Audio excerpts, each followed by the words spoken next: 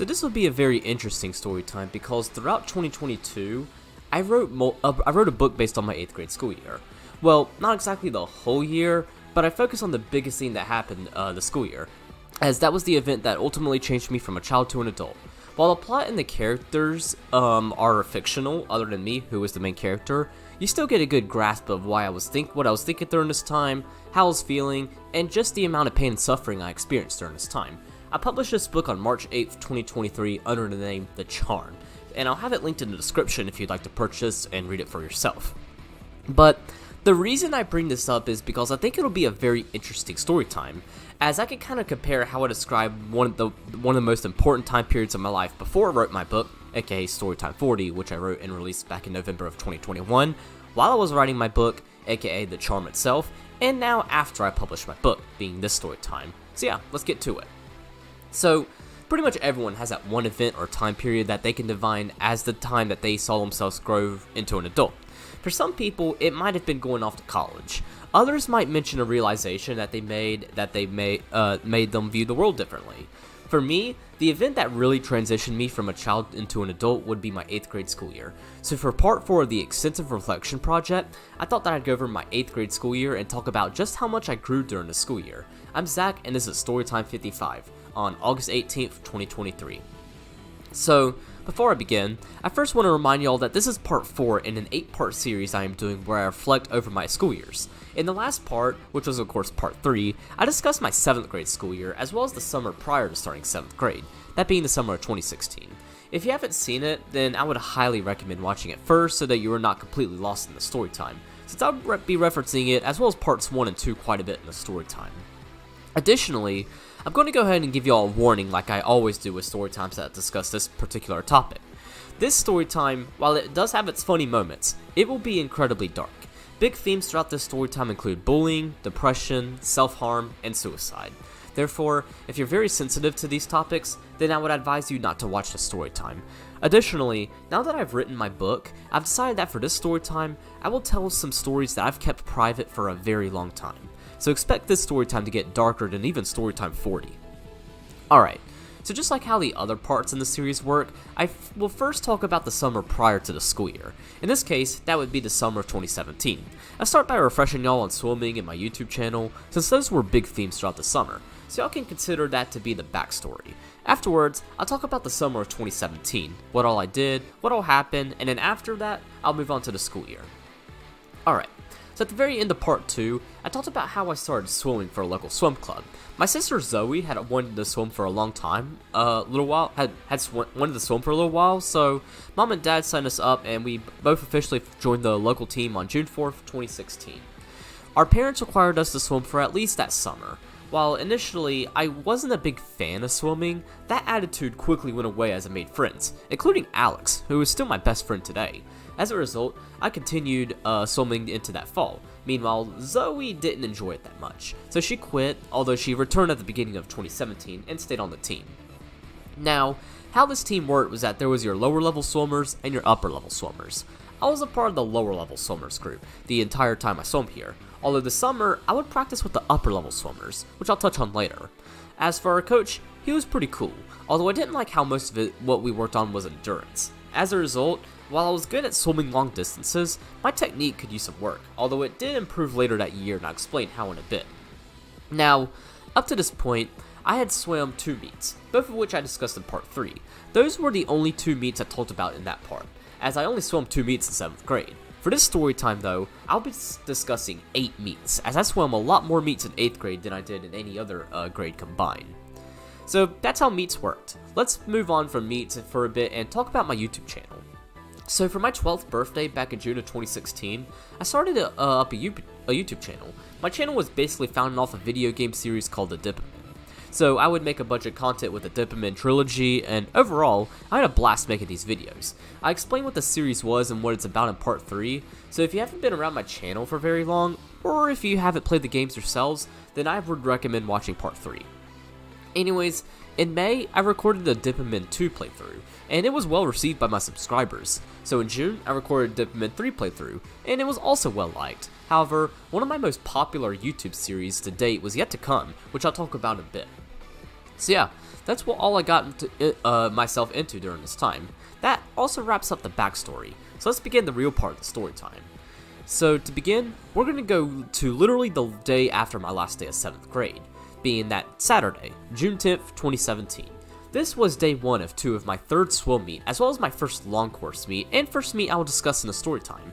So long course meets take place during the spring and summer, where we do meets in 50-meter pools. Usually outside, although they can be inside if they were at a really fancy pool like Mecklenburg Aquatics, which I talked about in part 3 since it's where I had my second meet, and I'll talk about it again when we get to March in the story time. Meanwhile, short course meets were in 25-yard pools and were always inside, since they took place during the fall and winter. The first 3 meets I discuss in the story time will all be long course meets, while the rest of them will be short course, so I just wanted to state the difference between the two, since I know it can be pretty easy to confuse the two. Anyways, as mentioned, this was my first ever long course meet, as the 2 meets I swam before were both short course meets. However, this meet was also very unique because it was my last meet with the 12 and unders. So when a swimmer turns 13, they get moved up to the 13 and olders, where they do different events and are in overall a more competitive bracket since it consists of teens aged 13 to 17. June 21st would be when I moved up to that bracket, since that's my birthday, but I'll touch on that before I discuss the second meet I swam at this summer. So that's a little rundown of how the system worked with competitive swimming. Let's talk about the meet itself. So, this meet was a home meet. It took place at the 50-meter outdoor pool that we often trained at during the summer. So, after a quick 25-minute drive, we made it to the pool. And wow, was this place absolutely crowded. According to my swim archives, which I conveniently came across when writing part 3, there were 14 teams at this meet. As a result, they of course had to not only make this a 2-day meet, but each event had up to 13 heats. Considering that each event would start with like 7 and 8-year-old girls, then the 7 and 8-year-old boys, then 9 to 10-year-old girls, and just go on and on until eventually my event was up, yeah, this meet went by incredibly slowly, since each event had between 10 to 13 heats. But at least this meet was just for 12 and unders, as the 13 and overs did theirs that morning. Therefore, I only had an hour wait time in between events rather than a 2-hour if it included everyone. But the wait still sucked. But to be fair, I can't complain all that much, as during the wait time, I got to hang out with the team, although I mostly spent time with Alex. But nonetheless, me and Alex cracked jokes and just had a fun time all around. So let's talk about what I swam. So on June 10th, I swam the 50 freestyle, 100 backstroke, and the 50 butterfly. I got a little over 40 seconds on the 50 freestyle, 2 minutes on the backstroke, and 44 seconds on the 50 butterfly. All of my times were new since this was my first long course meet. Therefore, you would need to do a little math if you'd like to compare their short course to long course times. I found a conversion calculator online that does this for you, which I'll link in the description as well as reference it throughout the story time. But if we were to use this converter, that means that I hypothetically got roughly 36 seconds on the 50 freestyle, minute 48 on the 100 backstroke, and 39 seconds on the 50 butterfly in short course yards times, which I find easier to compare to long course, especially since I'll be talking about short course meets starting in October. So, then the next day, being Sunday, June 11th, I swam the 100 freestyle, 50 backstroke, and the 200 freestyle. I got a minute 31 on the 100 freestyle, minute 2 seconds on the 50 backstroke, and 3.5 minutes on the 200 freestyle. When I converted these times to a short course, got a minute 21 for the 100 freestyle, 55 seconds on the 50 backstroke, and 3 minutes and 5 seconds on the 200 freestyle. The 100 freestyle in particular was an incredible swim, as after converting from long course to short course, I saved a whopping 10 seconds on it compared to when I swam it at my previous meet. Yeah, that was an incredible improvement, especially only after 3 months. So yeah, that was my first long course swim meet, and the first of 8 meets that I'll be discussing in this story time. Staying on the topic of swimming, we also switched to the summer swim schedule now that school was out, where we often had morning practices at the 50-meter pool when we had our meet at. The upper level swimmers had their practice first, then us lower levels ones swam after them. Additionally, the upper level swimmers had 2 practices a day, with the morning one always being at the 50-meter pool, while the evening one being sometimes at the 50-meter pool and sometimes at the 25-yard pool. I bring this up because during this time, Mom really pushed swimming on me and Zoe, who rejoined the team earlier. I don't know if Mom thought we were destined to be the next Michael Phelps or what, but she asked our coach if she could let us swim on the upper level schedule despite us both being lower levels. The coach was cool with it, so we followed their schedule, although we still often missed a few practices here and there. But nonetheless, we did about 7 practices a week, more than the 5 I was used to doing during the school year. But even though this is a lot, I'm actually happy Mom did this. The upper level swimmers were all really nice and very supportive of me and Zoe. They befriended both of us very quickly and all of us got along really well.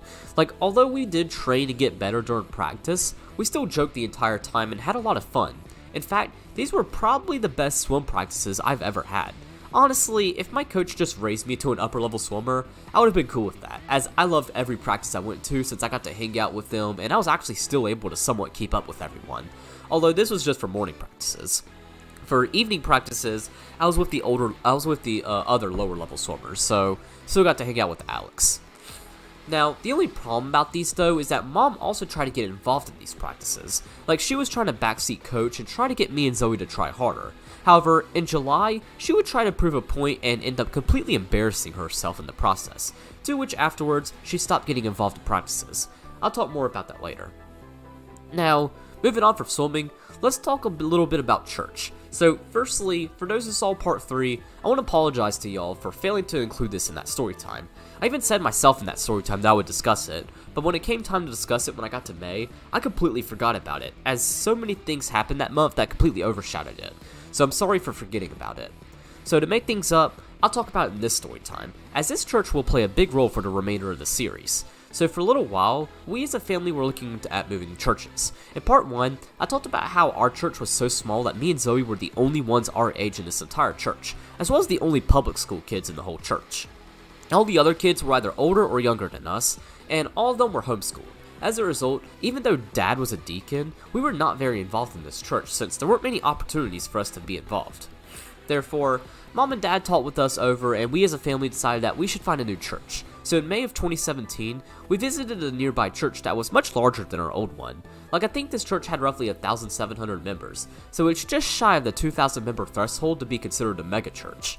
Anyways, we only attended the 8:30 service, so no Sunday school or anything like that. As for my first impressions, I liked this church, even though it was very early, quite loud, and they played contemporary Christian music, which is my absolute least favorite genre, as well as the only music genre I hate more than country. I still enjoyed it. The church overall gave good vibes, the preacher's message was interesting and actually engaged me, and I also just simply enjoyed the change of pace. As a result, this service went by really quickly and I had a good time. The rest of the family also agreed, although they really liked the music and it being early. Personally, I would have preferred to do the 11 o'clock service since they do hymns in that service, and I like hymns way better than contemporary since they don't sound like Taylor Swift songs and are much quieter than contemporary, but I was still fine with the 8:30 service. So we continued visiting this church for the next few weeks until one day in July, we went to Sunday school. I'll talk about Sunday school and how it worked when we get to July. So, now that I've talked about that, let's talk about my YouTube channel some more. So as mentioned, I play Dimperman. During this time, I was doing a Dimperman 3 playthrough. I got through the game very quickly since at this point, I pretty much memorized every monster, every boss, and knew exactly how to beat them. So I was able to get through the game very quickly and pretty soon, the series was finished. However, that wasn't the last of my time playing this game, as one of the main parts of this game, as well as the most popular post-game feature, is Coliseum. The Coliseum is a place where you can fight other players' teams. The games are not very popular outside Japan, so even back when the games were more popular, there were usually only around like 50 players who actively participated in Coliseum. So in this series, I basically just spent around 15 minutes an episode fighting Coliseum teams. These became super popular with the community because I'd often fight their teams and also showcase their teams too. Even the top players took a special liking into my videos, even offering advice and selling me gear in the game to make me better and better until by the end of the summer, I became a top player myself. I'll link a Coliseum video in the description if you'd like to get a taste for how these videos worked, or if you've been around my channel since 2017. It'll bring back some nostalgia. Now, I'll touch on YouTube some more in a little bit later. For now, I want to skip over to Monday, June 19th. So the local community college offered these fun week-long classes for middle and high schoolers. These classes ranged from technology-based classes to fun outdoor activities, and were hosted by actual professors. Mom asked if I was interested in any of them, to which I told her I was interested in the web design one, so she signed me up for it. Anyways, here we basically just learned how to create a website with Google Sites. Kinda similar to that one iSkills project from part 2, but it wasn't for a grade, the professor was really nice and really funny, and we went more in depth. In the end, I learned quite a bit, although it wouldn't be for another 40.5 years before I got to put what I learned to the test for one of my greatest projects I ever did in school, which I'll talk about in part 8. this class was in the morning, so I had to take off morning swim practices this week, although I still got to swim that night. Other than that, this class wasn't really all that memorable. However, my 13th birthday was that Wednesday, so let's talk about it. Anyways, that morning, I did the website building class as normal, and then really, the rest of the day wasn't that memorable until we got to swim practice that night. So let's talk about it. So it started out normally for the first 45 minutes. However, that's when our coach got us out of the pool. He didn't announce that it was someone's birthday and pretty quickly revealed that it was my birthday. Now, thankfully, he did not get the team to sing happy birthday. Instead, he had them spread out across the middle lane of the pool along with our kickboards. He didn't announce that I was going to swim a 200 freestyle while everyone else was going to splash and hit me with our kickboards. So that's what happened. As I swam the 200, I got hit by countless kickboards and was splashed a ton. Funnily enough, I actually found this really fun. Way better than getting happy birthday sung to me, as I've hated the happy birthday song since I was very little, and even now at 19, I still have a very special hatred for that song. Anyways, after that, practice was over, but while I was drying off, my coach came over and personally wished me a happy birthday. He also talked about the importance of this birthday in terms of swimming, since now that I was 13, I would be swimming in the 13 and older categories. Therefore, meets were going to be a lot more difficult, and I would be swimming in completely different brackets. I'll talk more about my first meet in the 13 and older category when we get to July. After practice, we went home, had dinner, and ate cake. The cake my parents got me this year was, while small, it was really sugary, so it actually took me a while to finish this cake. But yeah, that wraps up my birthday. My 13th birthday wasn't a very memorable one, but that's a good thing, as I don't really care to do much for my birthday, as I don't really like celebrating it. Like, I spent my 19th birthday 2 months ago doing schoolwork and was satisfied with that, and I wouldn't mind if that's how every future birthday I have worked. But anyways, my main present for my birthday wouldn't come until that Saturday, June 24th. That present was a video camera. Even though my YouTube channel was at the time strictly Dimpamin, I had always wanted to record Minecraft and other games. So now that I had a camera, I could turn that wish into reality. So I pretty much spent the whole day messing with the camera and trying to figure it out. It was a very difficult process, but eventually I managed to get it set up and successfully recorded the Minecraft video using a tripod and having the camera look at my TV. I was then able to transfer the video to my computer, where I was able to upload it to YouTube. Overall, it was a success. As I did it more and more, it became easier and easier. And as a result, my channel was no longer exclusively Dimpamin, as now I was uploading Minecraft as well as other reaction videos. By the way, those reaction videos were some of the worst videos I've ever made because they were literally scripted. The reaction videos I made back in 2022 were way better since I went in blind, used the face cam, and they were really funny. Those are what these videos should have been, although they weren't since I literally scripted them. Nonetheless, people still watched them and liked them, so it wasn't too terrible, I guess. And that pretty much wraps up June. Let's move on to July. July 2017 was a pretty good month overall. July normally is a super good month. It's past my birthday, so I don't have to worry about it, and it's also really hot, which is perfect since I love hot weather. So yeah, July is usually a pretty good month. So a good place to start in regards to July would be to talk about my second swim meet for this story time and my fourth one overall, which took place from Saturday, July 8th to Sunday, July 10th. This was a big meet for me, since it was my first meet in the 13 and older category. Now, the 13 and olders did their meets in the morning, so therefore, we had to arrive at like I think 7 a.m. for this meet, so that's pretty early. Anyways, this was another home meet at the 50-meter pool, so as you can guess, it practically worked the same way as the meet I discussed earlier, just that I was now swimming with the 13 and olders. There were also less teams, with there being only 8 who attended. However, events still got up to like 13 heats per event, so wait times in between events felt like forever. But at least they went quickly since this was just 13 and olders, as well as being able to mess with the upper level swimmers since most of them were older than me, but still, the wait times sucked. So the events that I swam on Saturday were the 50 freestyle, 100 butterfly, 100 breaststroke, and the 200 IM. Let's talk about each of these events by themselves, since I remember each of these events pretty well.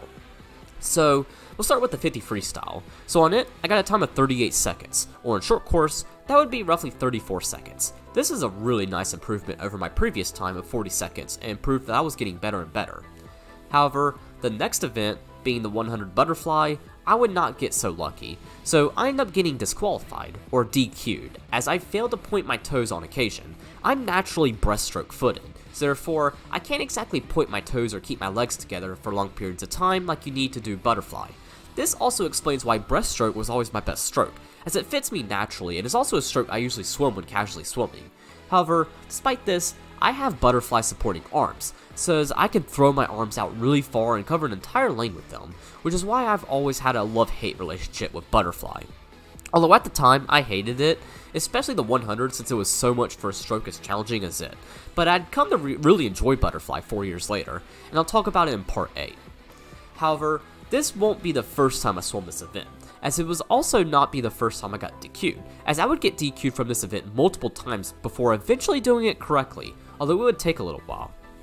Anyways, the third event I swam was the 100 breaststroke, which I got a time of 1 minute and 58 seconds on, or about 1 minute and 44 seconds at short course length. Being naturally good at breaststroke, this is a pretty easy event.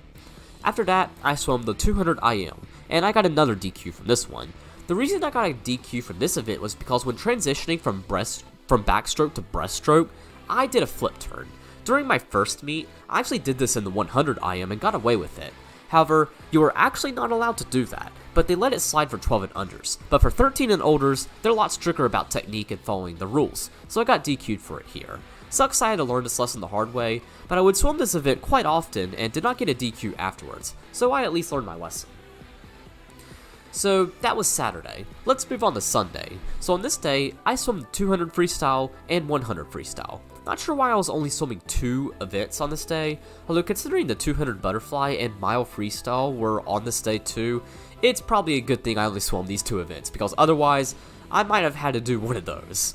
Anyways, on the 200 freestyle, I don't know what happened, but I somehow got a time of 2 minutes and 27 seconds, or 2 minutes and 9 seconds at short course time.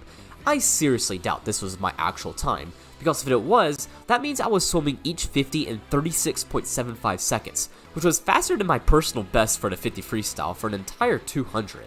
In fact, if we take my personal best at the time, being 38 seconds, and times it by 4, we get roughly 2 minutes and 35 seconds. So there's an 8-second difference there for a 200. And although 8 seconds is still a very significant difference in of itself, you also have to consider the fact that I was also swimming a 200 freestyle and not 50, so I was using up more energy, which is why the math isn't mathing. And even though my endurance was at an all-time high during this time, there's still no way in hell it was this good, as I still was likely swimming slower in order to keep my endurance. Personally, I think that there was a timing error, as a more reasonable time would have been roughly 3 minutes, or 2 minutes 39 seconds at short course length, as that indicates that I was swimming each 50 in 45 seconds, which makes a lot more sense as I had purposely swum slower on this event to keep my endurance.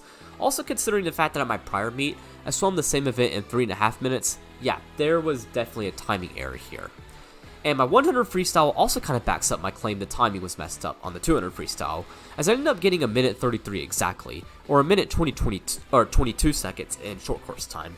This is a lot more reasonable of a time and more representative of my skill at freestyle at the time, as it more accurately reflects my speed at the time and shows what my 200 freestyle should have been if you doubled my time, as well as since my endurance did improve somewhat in between this meet and the previous meet, so at least this event was timed correctly. So yeah, that was my 4th swim meet. The following week, me and my family went to the beach, so I got out of practice that week. But after we got back from the beach, it was back to the grind, as 2 weeks later, on July 29th, I had my 5th meet as well as my last meet of the summer. Interestingly, it would also be the last long course meet I swam for almost an entire 4 years. I'll talk about what caused this when we get to March, as well as talk about my return to swimming long course in part 8. But before we get to this meet, let's talk about that build up. So this upcoming meet was like the championship if that's what you want to call it. Even though it was a small meet with only 7 teams, it was still a championship event to end the summer season, as after it, we would begin a 1.5-month break from swimming until mid-September, when it would be time to start back up in short course season. Therefore, this was like our time to swim the best we could, since it was the last meet of the season. However, this meet would also have relay races. Therefore, our coach designed a boys relay team, and this group of 4 would be the quote-unquote cool kids for the next 2 weeks. I had the honor of being in this so-called elite group.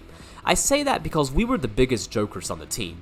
Well, by ourselves, we were quiet and energetic except for the youngest in the group, but us 4 together were crazy as shit.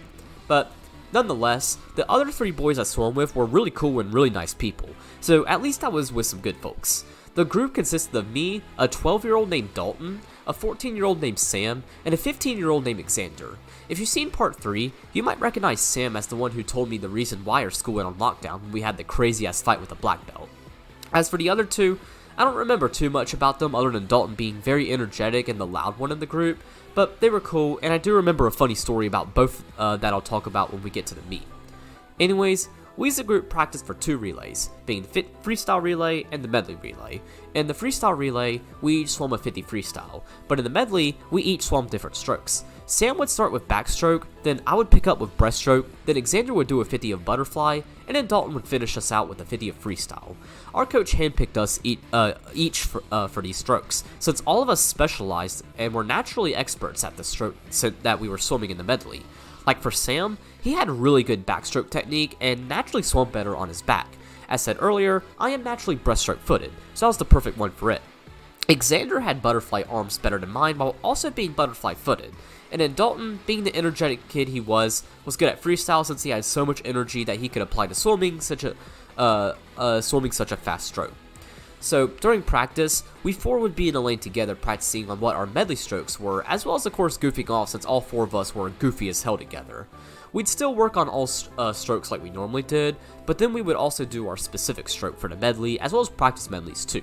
So this made these practices even more enjoyable since I was practicing with 3 really cool guys, having a lot of fun, and specializing in what I was good at. Too bad I wouldn't be able to do this in the future, which I'll touch on why when we get there. However, there were times when practices were not fun. One such instance involved Mom, who, as I said before, often liked to backseat coach. She'd often come in and try to get me to swim harder and was really passionate about me swimming.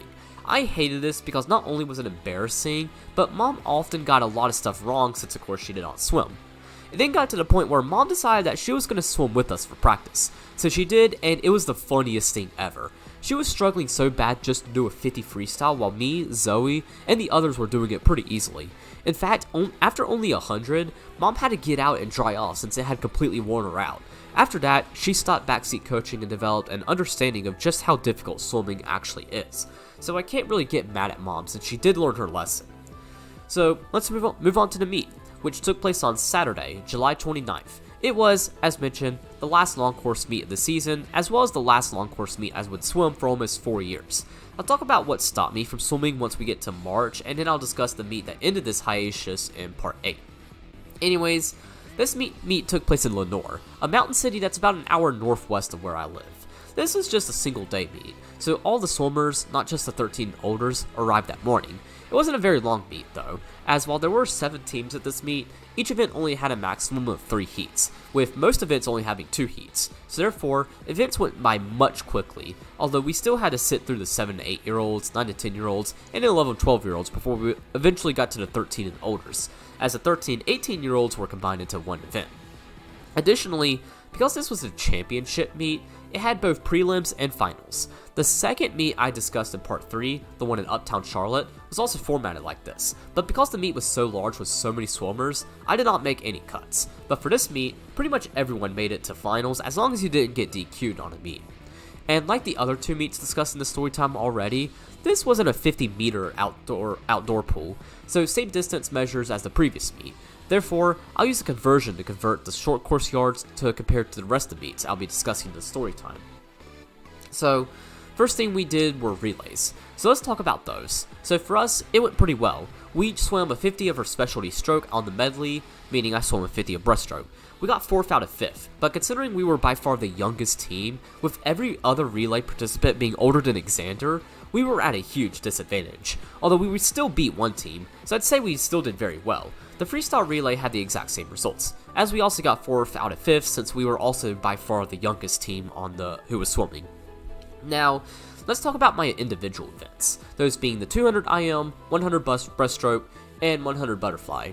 So for the 200 IM, I remembered what I learned from my previous meet and did not make the same mistake, allowing me to get a time of 3 minutes and 39 seconds, or 3 minutes and 14 seconds in yards. For the 100 breaststroke, I got a minute and 59 seconds, or a minute and 46 in yards.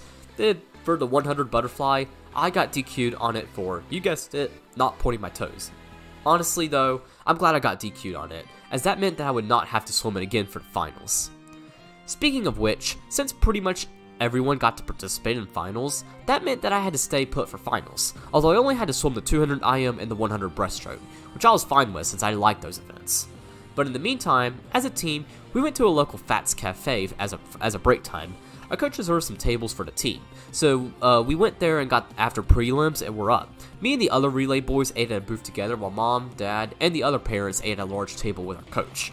However, let's just say that me and the relay team had quite possibly our goofiest moments during this late lunch, which is saying a lot because we four together were some goofy ass motherfuckers. Anyways, Dalton and Xander started talking about something regarding basketball, and they got really into the conversation to the point that they got themselves into a joke argument while Sam and I cried laughing. It then got to the point where Dalton told Xander to go to the bathroom with him, where he was going to challenge him to something. Xander was on board with it, so they went, presumably to clap each other's cheeks. Meanwhile, me and Sam just talked about the meet, how well we felt about how we did, and just talked normally. A little while later, Xander and Dalton came back, and shortly afterwards, our food was here. We got a basket of 24 chicken tenders, and each of us got an entire plate of fries. This sounds like a ton of food, since we each got 6 tenders and an entire plate of fries, and it was a lot. However, swimming makes you incredibly hungry since it's such a physically demanding sport. As a result, no food was left on the table even 2 minutes after it was provided. Yeah, we ate all of our food really quickly since all 4 of us were really hungry. But at least it was enough, as all of us were full and ready to take on finals. So let's talk about finals. So for finals, as mentioned, I swam the 200 IM and the 100 breaststroke. I ended up going 5 seconds slower on the 200 IM and got the same time on the 100 breaststroke, giving me 5th place for both events. Afterwards, I was officially done with swimming for a month and a half, as during the month of August, as well as the first half of September, swimming is out of session to give us time to transition back into school. Therefore, I will not talk about swimming again until September, although I'll talk about my coach when we get to August since he had a really sad situation happen. So, moving on from swimming, let's talk about YouTube some more. So my YouTube channel was getting more and more popular. Additionally, I was getting better at working with my video camera, and as a result, I started to do more scripted videos. Not just those cringy reaction videos that were scripted, but actual scripted videos that you could tell were scripted. In these, I mostly talked about Dipperman statistics. So for one video, I talked about the strongest teams I had beat. In another video, I talked about the worst strategies to use in Coliseum. And then in another video, I talked about farming techniques and the best place to grind loot, gold, and experience. These were actually very well made videos and actually hold up pretty well today. In fact, when I was just conceptualizing Storytime back in 2020, I actually took inspiration from these videos since I enjoyed making them. Additionally, July would also be when I started attending Sunday school at our new church. The first day was super stressful, as I did not know where to go, who to talk to, and was overall lost. In fact, I had never even been to a youth group before, as while my old church did offer one, the youth pastor was really corrupt and didn't know shit about running a youth group, so I was pretty much stood in the corner hoping something would happen. And luckily, that did happen. The youth pastor came over and noticed me and knew I was new. So he came since he had never seen me before. So he talked to me, introduced me to the youth as a whole, told me how they did things, and even introduced me to a couple rising 8th graders. Throughout the school year, I would become very close with both my youth pastor and my peers, as they would all help me through a very difficult situation since most of them went to my school, as most people at this church actually went to public school. However, my fellow rising 8th graders would do me extremely dirty 11 months later, and as a result, I cut them off and have since struggled with religious trauma, which I'll talk about in part 5. But at least for this school year, they were cool, so I'll talk pretty highly of them throughout the story time. Anyways, let's move on to August. August 2017 is what I consider my last innocent month, as that September would be when I began by far the toughest period of my life. So to start, let's talk about my swim coach. So during this month, a close relative of his passed away. Therefore, he had to quit coaching to take care of his family, as they were very devastated from his death. He was originally from Ohio, so he decided that he was going to move back up there to take care of his family. So that's what he did. He announced that he was leaving via email and moved back up, which I've got to give it to him, as that's an extremely respectable and manly thing to do. So props to my old coach for doing the right thing and being a man. However, that meant that we were without a coach for a little while, which didn't matter since we were on break. We'd at least get a new coach by the time swimming started back up, but let's just say that he was not the best coach. I'll talk about him when we get to September. And that pretty much wraps up the summer of 2017. It was a good summer, and I did quite a bit with the swim team and my YouTube channel. It was also a nice time to have before the start of what would be my most challenging school year ever. So in that case, let's talk about my 8th grade school year. To start, I want to refresh on how my middle school was structured. So my middle school was exclusively 7th and 8th grade, as 6th graders went to an intermediate school, which I talked about in part 2. Anyways, the school was split into 2 buildings, the main building and the 8th grade building. The main building had the front office, cafeteria, gym, library, and 7th grade classrooms, while the 8th grade building was a 2-story building that had the 8th grade classes. Should be very glaring that most of my classes were in the 8th grade building this year, although I did go over to the main building for PE, lunch, and labs, and I'll explain what those are later. So that's kind of how the school is structured. Let's talk about a particular law passed in my state that kind of allowed me to take the classes that I took.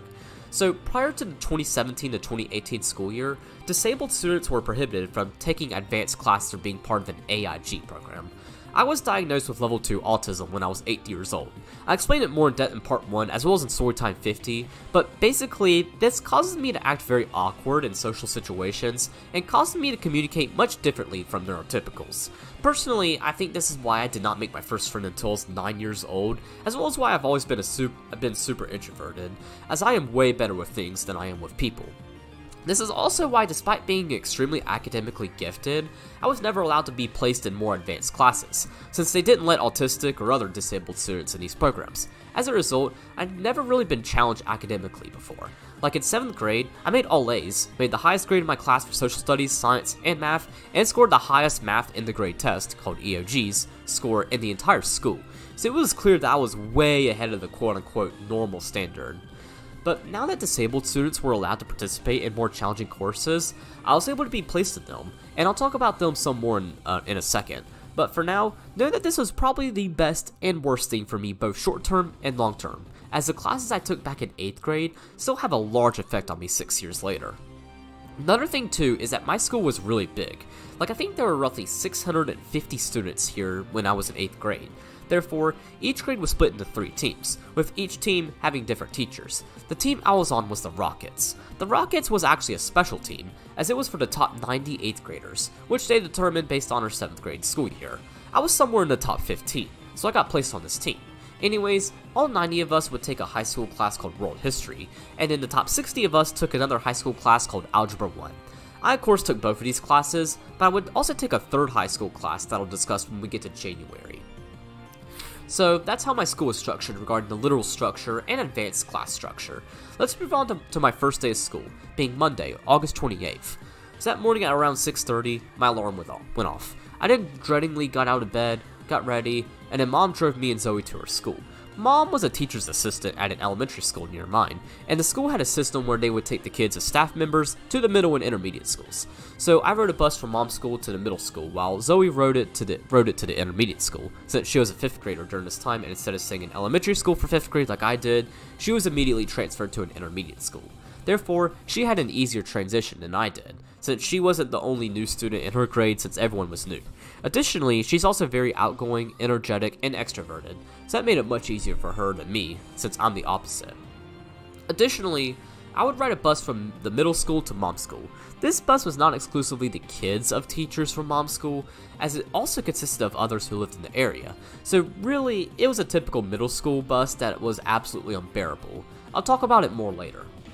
Anyways, we usually got to school around 7:40, which was when we were dismissed to class, so I would simply follow a big ass line of 8th graders walking to the 8th grade building. However, when we entered the 8th grade building, we entered onto the first floor, so I'd have to walk up a flight of stairs to get to the 2nd floor where my classes were. My first class of the day was WIN, which stands for What I Need. However, it did not start up until September, so I'll talk about it when we get there. So instead, we simply reported to our first block during this time, and got kind of like an extended first block. My first block was World History. This is a high school class that everyone on the Rockets took, and pretty much went over the history of the world. We started with prehistory, so stuff like the Neolithic Revolution and rise of civilizations. Then, as we continued throughout the course, we went into the more modern parts of history up until 9/11 and terrorism, which is where the course ended. It was a super interesting class since I really like history and I learned quite a bit. Now, the teacher for this course was really interesting. So the teacher responsible for teaching this class was in the military and was stationed in Kuwait. However, he ended up having a back injury over there and had to have surgery. Therefore, he would be out all the way until the very last week of December. As a result, we had an intern take his place until then. This intern was very interesting, as she actually cheered for Mom back when Mom owned her cheerleading business. In fact, when Dad would come over to pick me and Zoe up, he'd often give her a ride home too. So automatically, I was one of her favorites just because of my parents. And just to make things even better, she was also a really good and super nice. Basically, she made her class hybrid, so at the beginning of class, we would do a review of the material, and then afterwards, we would go to our computers and work on material, since our teacher posted everything onto a platform called Canvas. But once we were done with what we needed to get done, we'd be allowed to play cool math games for the rest of class.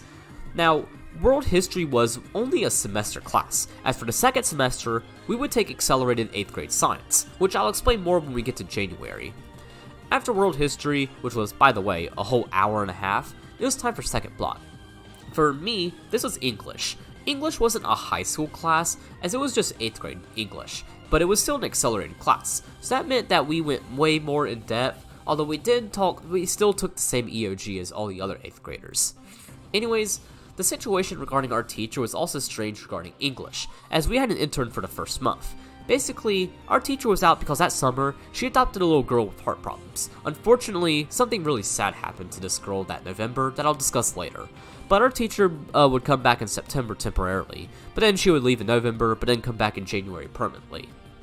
Therefore, an intern took her place when she was not there. A lot of students didn't like the intern, mostly just because she wasn't our normal teacher, who most of them had in 7th grade for accelerated 7th grade English. I was one of the few students who did not take 7th grade English, accelerated 7th grade English, or 7th grade math, which, as I'll discuss when we get to algebra, that really fucked me in the ass since I was way behind compared to everyone else.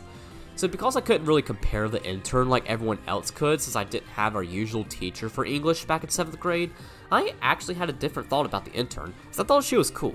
Sure, our normal teacher was much better, but I still think that our intern did decent and was pretty nice overall.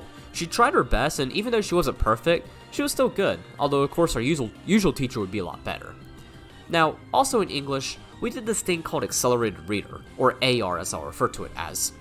Went into very good detail about AR in part 2, since it played a huge role during my 6th grade school year, as I read more books and earned more points that school year than any other school year combined, which is also why I only touched on it back in part 2 and not 1 or 3 since it never really had much of an impact in elementary school or 7th grade. However, while I will not go into as detail in this story time, I'll still talk about it in this story time because it was pretty large toll on my mental health and overall sanity in the school year. So AR is this program my state does for 1st graders to 8th graders. So this was thankfully my last year of doing it. For it, we had to go to the school library, check out a book, read it, and then take what we called an AR test on it, which we did during our time in English. These AR tests were usually 10-question tests about what we read, so none of those bullshit literary devices or figurative language that I as an autistic person hate, but rather just the plot. Anyway, however, these AR tests were pretty difficult at times, especially when a question comes from a single line from a single page. Yeah, some of those questions were absolutely sucked. Like, I kid you not, if some school administrator made an AR test for the charm, I, as the damn author, would probably not make 100 on it, since there would likely be 1 or 2 very specific questions, but a lesser important part of the book. So sometimes, AR was not very fair. But anyways, each book had a specific number of points that you could get from it. So if a book was worth, let's say, 6 points, you would get all 6 points if you made 100, 5.4 points if you made a 90, 4.8 if you made an 80, and if you made it below a 70, you did not receive any points. Each quarter, we were given an AR goal, where we had to earn a certain number of points to reach. Unlike 6th grade, I do not remember my AR goal for 8th grade, although I want to think it was around 18 per quarter, but we also had to keep an 85% accuracy on these tests as well. Ultimately though, I met my AR goal each quarter, although each time came with difficulty and stress since I couldn't really relax and read and had to skim details to make sure I was getting everything. But unfortunately, this kind of made me hate reading since then. Like, I can't even read a manga now without reading it with the intention of taking an AR test, even though the last AR test I took was back in May of 2018. Yeah, AR sucked, but it was mandated statewide, so I still had to do it. But Like my 6th grade English teacher, my 8th grade teacher did at least try to make it kind of fun, although not as fun as my 6th grade English teacher did, since he managed to encourage us to go beyond our goals. What my 8th grade teacher did was that each quarter, we did an individual novel project called IMPs. For these, we chose one book we read throughout the quarter and did a 3-part project for it. The first part was required by everyone, where we had to write a 1-page report on it. This wasn't too difficult, just discuss the book's plot, meaning, and give it a review. So more like a book review since we got to inject our personal opinions onto these, but still rather formal. But then for the second and third options, we were given a little more flexibility regarding what we did. But the second part was a compare and contrast type assignment. For me, I just chose to write a compare and contrast paper where I compared and contracted the book I was doing the report on to another book I read. Then the third part was a presentation where we had to create a visual of the book. For me, I just chose the PowerPoint presentation on the main points. This was super easy, so I just had to create bullet points of the events in chronological order. Now, funnily enough, we only did these for the first and third quarter. I know we didn't do one for the second quarter since we did something different, and I don't remember if we did one for the fourth quarter, as so much happened that quarter that I don't really remember much from schoolwork from that quarter. Now, also in English, we also did grammar. For anyone who went to school outside of North Carolina, this might not seem like a big deal, but in 1997, the state took grammar out of the curriculum. This is why North Carolina has the lowest ACT and SAT scores for the grammar section, since we don't learn grammar. It also doesn't help that we're in the South, where our dialect of English makes non-native English speakers scratch their heads. But at least in 8th grade, we did learn some grammar using daily grammar practices, which we call DGPs. Each week, we were given a new sentence, and every day, we did something with that sentence. On Mondays, we went through each word and identified if it was a noun, verb, adjective, adverb, pronoun, and other parts of speech. On Tuesdays, we identified sentence parts like subjects, direct and indirect objects, gerunds, and other stuff like that. On Wednesdays, we identified clauses and determined the sentence types. Thursdays were the easiest, where we simply had to add punctuation and capitalized letters. Then on Fridays, we diagrammed the sentence. Now, these were done as homework, but we would review them the following day. But thankfully, these were graded on effort, so as long as we did them, we were fine. I'm really glad this was the case, because other than diagramming the subject, verb, and direct object, I had no clue what I was doing when diagramming. Apparently, everyone knew this stuff already since our teacher went over it in accelerated 7th grade English, but since I didn't have her for 7th grade English, I was really far behind. Now, if you thought 7th grade science was a weirdly structured class for part 3, where we went to lunch 45 minutes into class and then came back and did the remaining 15 minutes, oh boy. 8th grade English was even more weird. So 40 minutes into class, we would go to labs or PE, which in my case was PE. Then afterwards, we would go to lunch. After lunch, we would walk back as a class to English and wrap up the rest of the class. Yeah, that's even worse than from 7th grade. But we had more time when we returned, so our teacher usually let the first part of class be for instruction, and this part be for practice. I usually did my DGPs during this time so I wouldn't have to do them at home, as I was already completely overwhelmed with homework, as I'll get to when I discuss algebra. So that's English. Let's move on and talk about PE. So in part 3, I made it very clear that I do not like PE. However, at least in 7th grade, it was bearable. But in 8th grade, it got a billion times worse. The PE teachers became even bigger assholes, and I had PE with almost all the athletic students, since this was with half the entire grade. So the PE teacher's bias for the athletic kids was only more glaring this year. And as I'll get to later, I would get bullied quite a bit this school year, and PE would be the perfect place for this to happen since the kids who bullied me were amongst the PE teacher's favorites. Now, in PE, we always begin by doing a warm-up. The warm-up could be one of 3 things. First, as well as the most common and best one, was dancing. For it, we would do 3 Just Dance songs. The first one would be an individual dance. The second one would be a group of 2. The third one would be either a group of 3 or 4. I absolutely hated dancing, as I've always felt awkward about it. But yet, despite this was actually the best warm-up we did, since this required the least energy and we could be with our friends. Although I'd consider this more of a best-worst warm-up, since it still sucked. The second worst warm-up we might have done was jogging, although we only did it on Thursdays. For it, we ran around the gym to 2 80s songs, since our teachers were big on Throwback Thursday. However, they weren't fans of the really good music from the 80s, as they preferred the super cliche and obnoxious songs from this era. As a result, we had to jog to 2 shitty songs, which sucked, but to be fair, at least this was the quickest warm-up, so we at least moved on to the real thing after it was done. But the worst one is something I've referred to as worse than Tartarus since Storytime 10. Anyone who's read Percy Jackson or watched My Hero Academia knows exactly what I mean, as this warm-up was worse than hell. What we did was called Insanity. For it, we watched his fitness trainer alongside his class do a workout session where they did a bunch of exercises in a very intense manner, and obviously, we had to do them as he and his class worked, which was not fun at all. By the time we finished, all of us were usually out of breath. Therefore, if the PE teachers whipped this warm-up out, then we knew we were not going to have a good day. But for the first day, it really wasn't all that much. The teachers basically just discussed rules and how the class would be structured, which was kind of pointless since we already had them back in 7th grade and knew how things worked. But at least after that, it was time for what would be my least favorite part of the day, being lunch. Now this sounds really crazy since in part 3, this is my favorite part of the day. What happened? Well, our school had a rule that we had to eat lunch with our class. Therefore, there were 4 tables assigned to each class. In 7th grade, this meant 3rd block, and considering almost all of my friends were in this class, I had no problem finding a table. However, in 8th grade, this was with our 2nd block, so in my case, it was English. This proved to be a huge issue because, well, I did not have any friends in this class, and to make matters worse, none of the tables would let me sit with them, none except for a table filled with bullies. So therefore, I had to sit here for lunch and take in some shit from the bullies. Now, the whole table treated me horribly, but there are 2 that really took the icing on the cake for being the worst.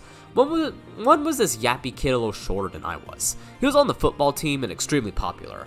In fact, only 2 of us at this table were not popular, being me and the other worst bully. Anyways, I refer to this kid as the football because, ironically enough, he literally looked like one. In fact, if you asked me what position he played, I'd probably argue that he literally was the football since he looked like one. His appearance and personality was also my main inspiration behind Justin and the Charm, although I took characteristics from all of my bullies to create him and Riley, who are the 2 main bullies who bully me in the book. Anyways, the other bully, who was also the other non-popular kid at my table, was also shorter than me. While he wasn't popular, hearsay, he was friends with the popular kids, including the football. Therefore, considering his connections with them, and since of course they hated me, he hated me as well. I'd argue he'd said probably the most disgusting and ruthless things to me out of anyone face to face, and a lot of inspiration behind Justin's, Riley's, and their friends' words to me. I'll refer to him as Sir throughout the story time.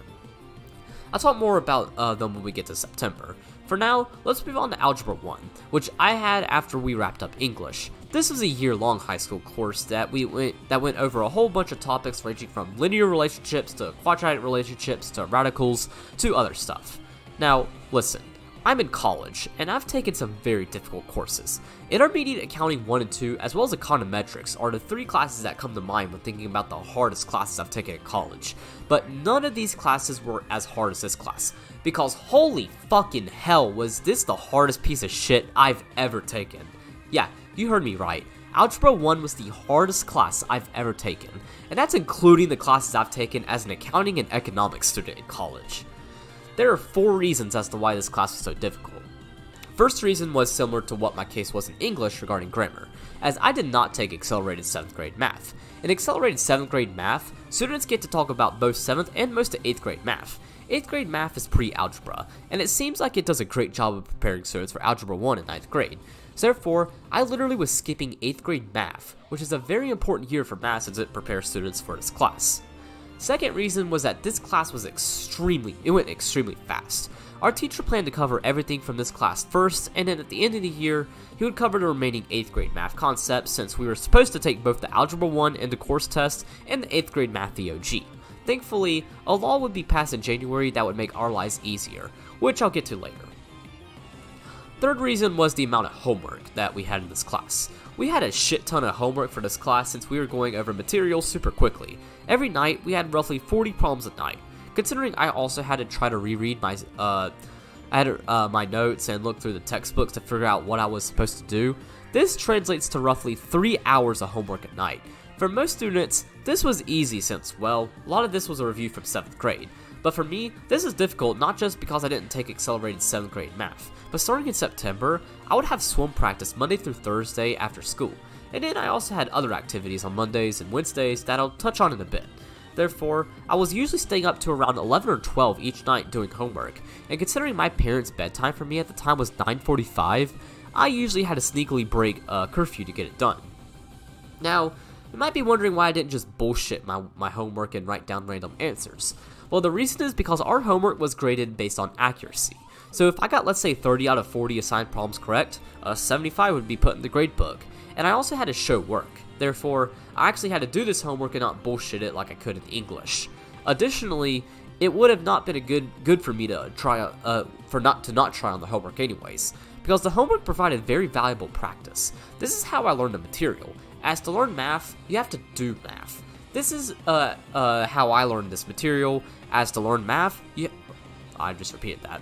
When I'm tutoring, I tell my students all the time that they actually have to do the material, not just skim their notes, since that's what they'll be expected to do on an exam, as well as how to learn the material. This is especially true for any math class you take, and was 100% vital for my success back in Algebra 1. The fourth reason as to why this class was hard was because of my mental health. Now, I'll talk more about my mental health when we get to September, since that's when it really began to deteriorate. But for now, just know that my mental health suffered more this school year than it ever has, and as a result, I struggled to pay attention in all my classes, and my grades slipped pretty heavily. But at least in this class, there was one saving grace, that being my teacher. So my algebra teacher was a really cool and really funny guy. I actually stole a joke about the football from my teacher, since he was the one who came up with that joke. He was also a really good teacher, as his explanations were usually very good, and he was very helpful regarding homework problems. So at least my teacher made this class a little more bearable. But after algebra came our last class of the day, being labs. So labs were like extracurricular classes that we took. In 7th grade, those were computers and technology.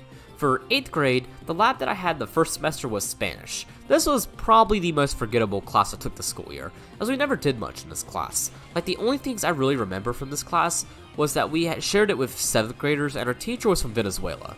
I do also remember 2 projects we did for this class, which I'll talk about each one later. But really, this wasn't the most memorable class I took.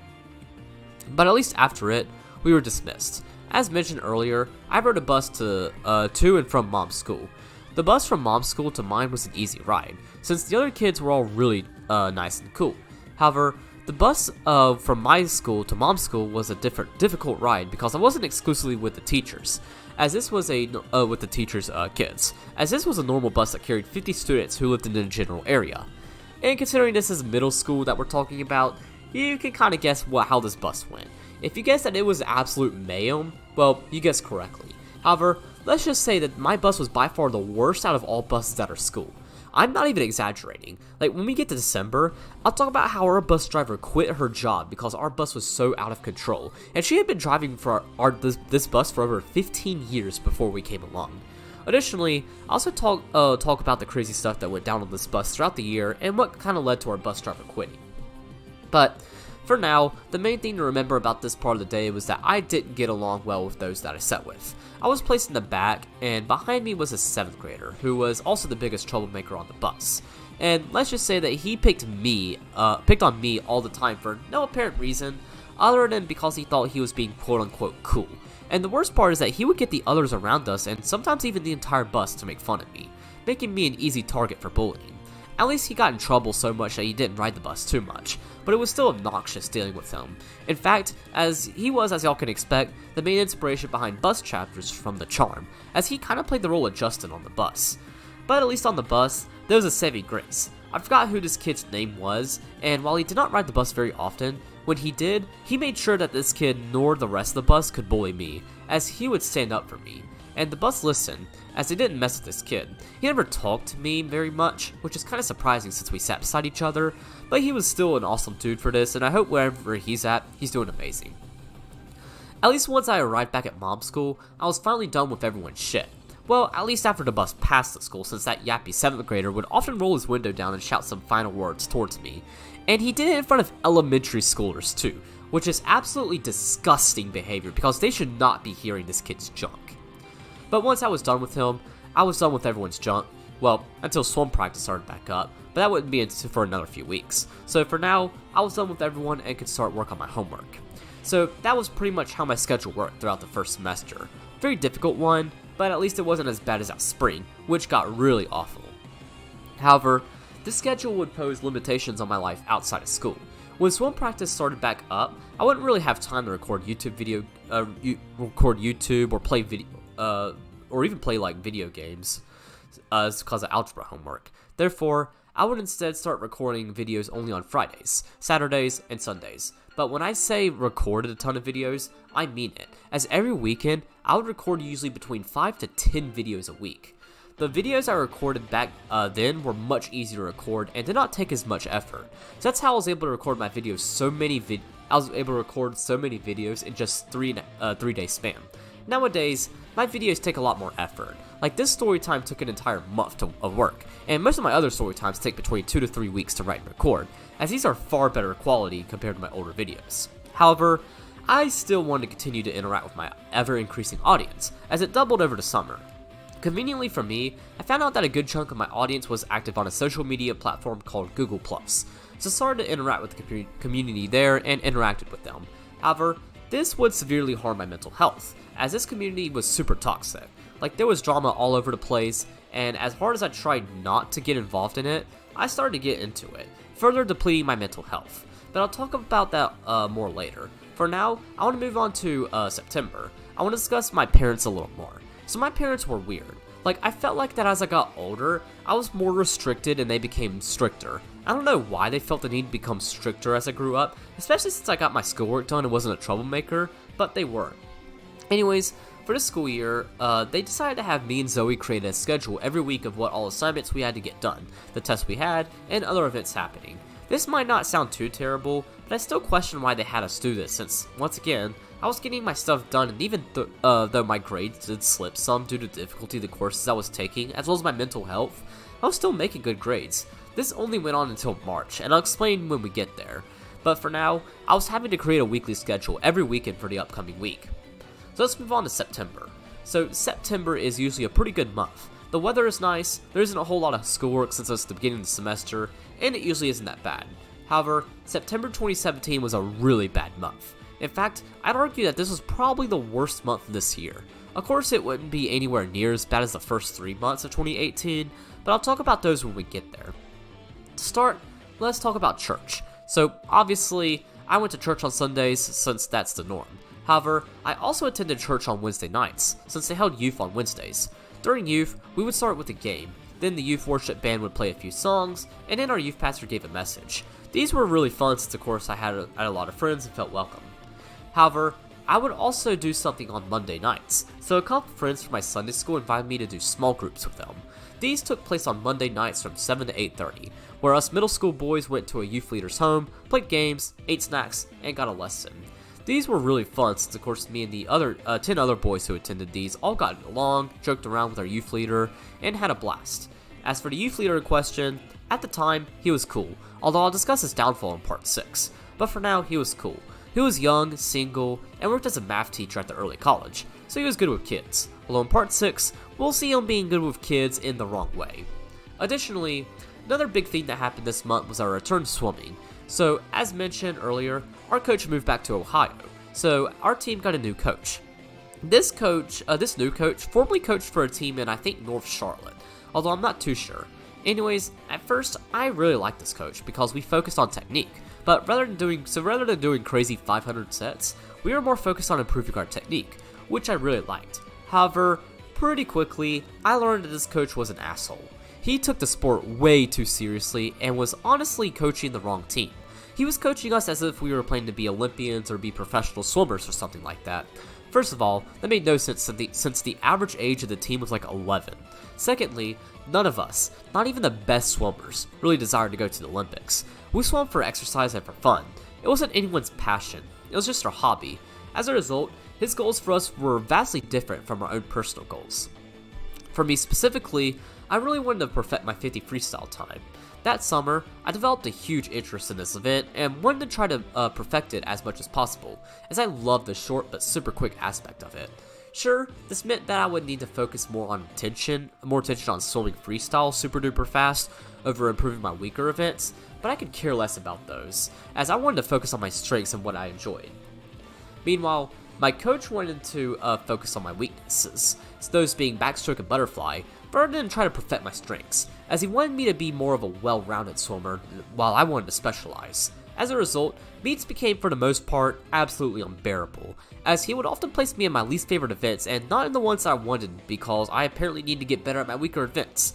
This was, as I'll discuss throughout the story time, super counter-effective because not only did I not improve on my weak events, but I just started hating the sport since I wasn't able to work on what I wanted to. I'll talk about the demotivation in part 5, but for now, know that this was the seed that started this demotivation. And I wasn't the only one who felt this way. Zoe and Alex both started feeling this way, as well as a lot of our upper level swimmers, since they of course couldn't focus on their goals since our coach had goals for us in mind that he wanted us to work on, which of course often clashed with the teams. And just to make things even more dreadful, our coach also had a special hatred for me, Zoe, and Alex since we of course had our own goals that did not agree with his. Additionally, we did not take swimming seriously since it was our hobby, not our job, only pissing him off more since we didn't worship the sport. Like if we skipped a practice, he made it such a big deal and said that we'll never get better and talked about how we need to attend every practice. In fact, he even once said that swimming was more important than school and church. Any coach will tell you that that statement is 100% bullshit. Like at my school, to play school sports, you had to have maintained A's, B's, and C's, as well as good behavioral record. Why? Because school is heavily valued. Even coaches for colleges will tell you that school is more important than sports, as school athletes who make good grades often have better performance in their sport. So I don't know what the hell our coach was on, since once again, he cared more about his personal goals for the team rather than taking ours into consideration. But yeah, swimming was back on. I had practice Monday through Thursday from 4:30 to 5:45, as well as on Saturdays at 9 o'clock, so I was back to it. And I think now you can also see why algebra homework was so difficult now, as I often did not get home until late, especially on Mondays and Wednesdays. On Mondays, I did not get time to do my homework until 9 o'clock, and on Wednesdays, I did not get time to do my homework until 8:30. As a result, doing homework was pretty difficult and had me staying up past my bedtime nearly every night. Speaking of which, let's move on to academics. So to start, let's discuss WIN, since it started back up this month. So WIN, or What I Need, was basically a class that was used to improving our weaknesses. In elementary school and in 6th grade, this time was reserved for my interpersonal classes since of course my weakness as someone with autism is communication.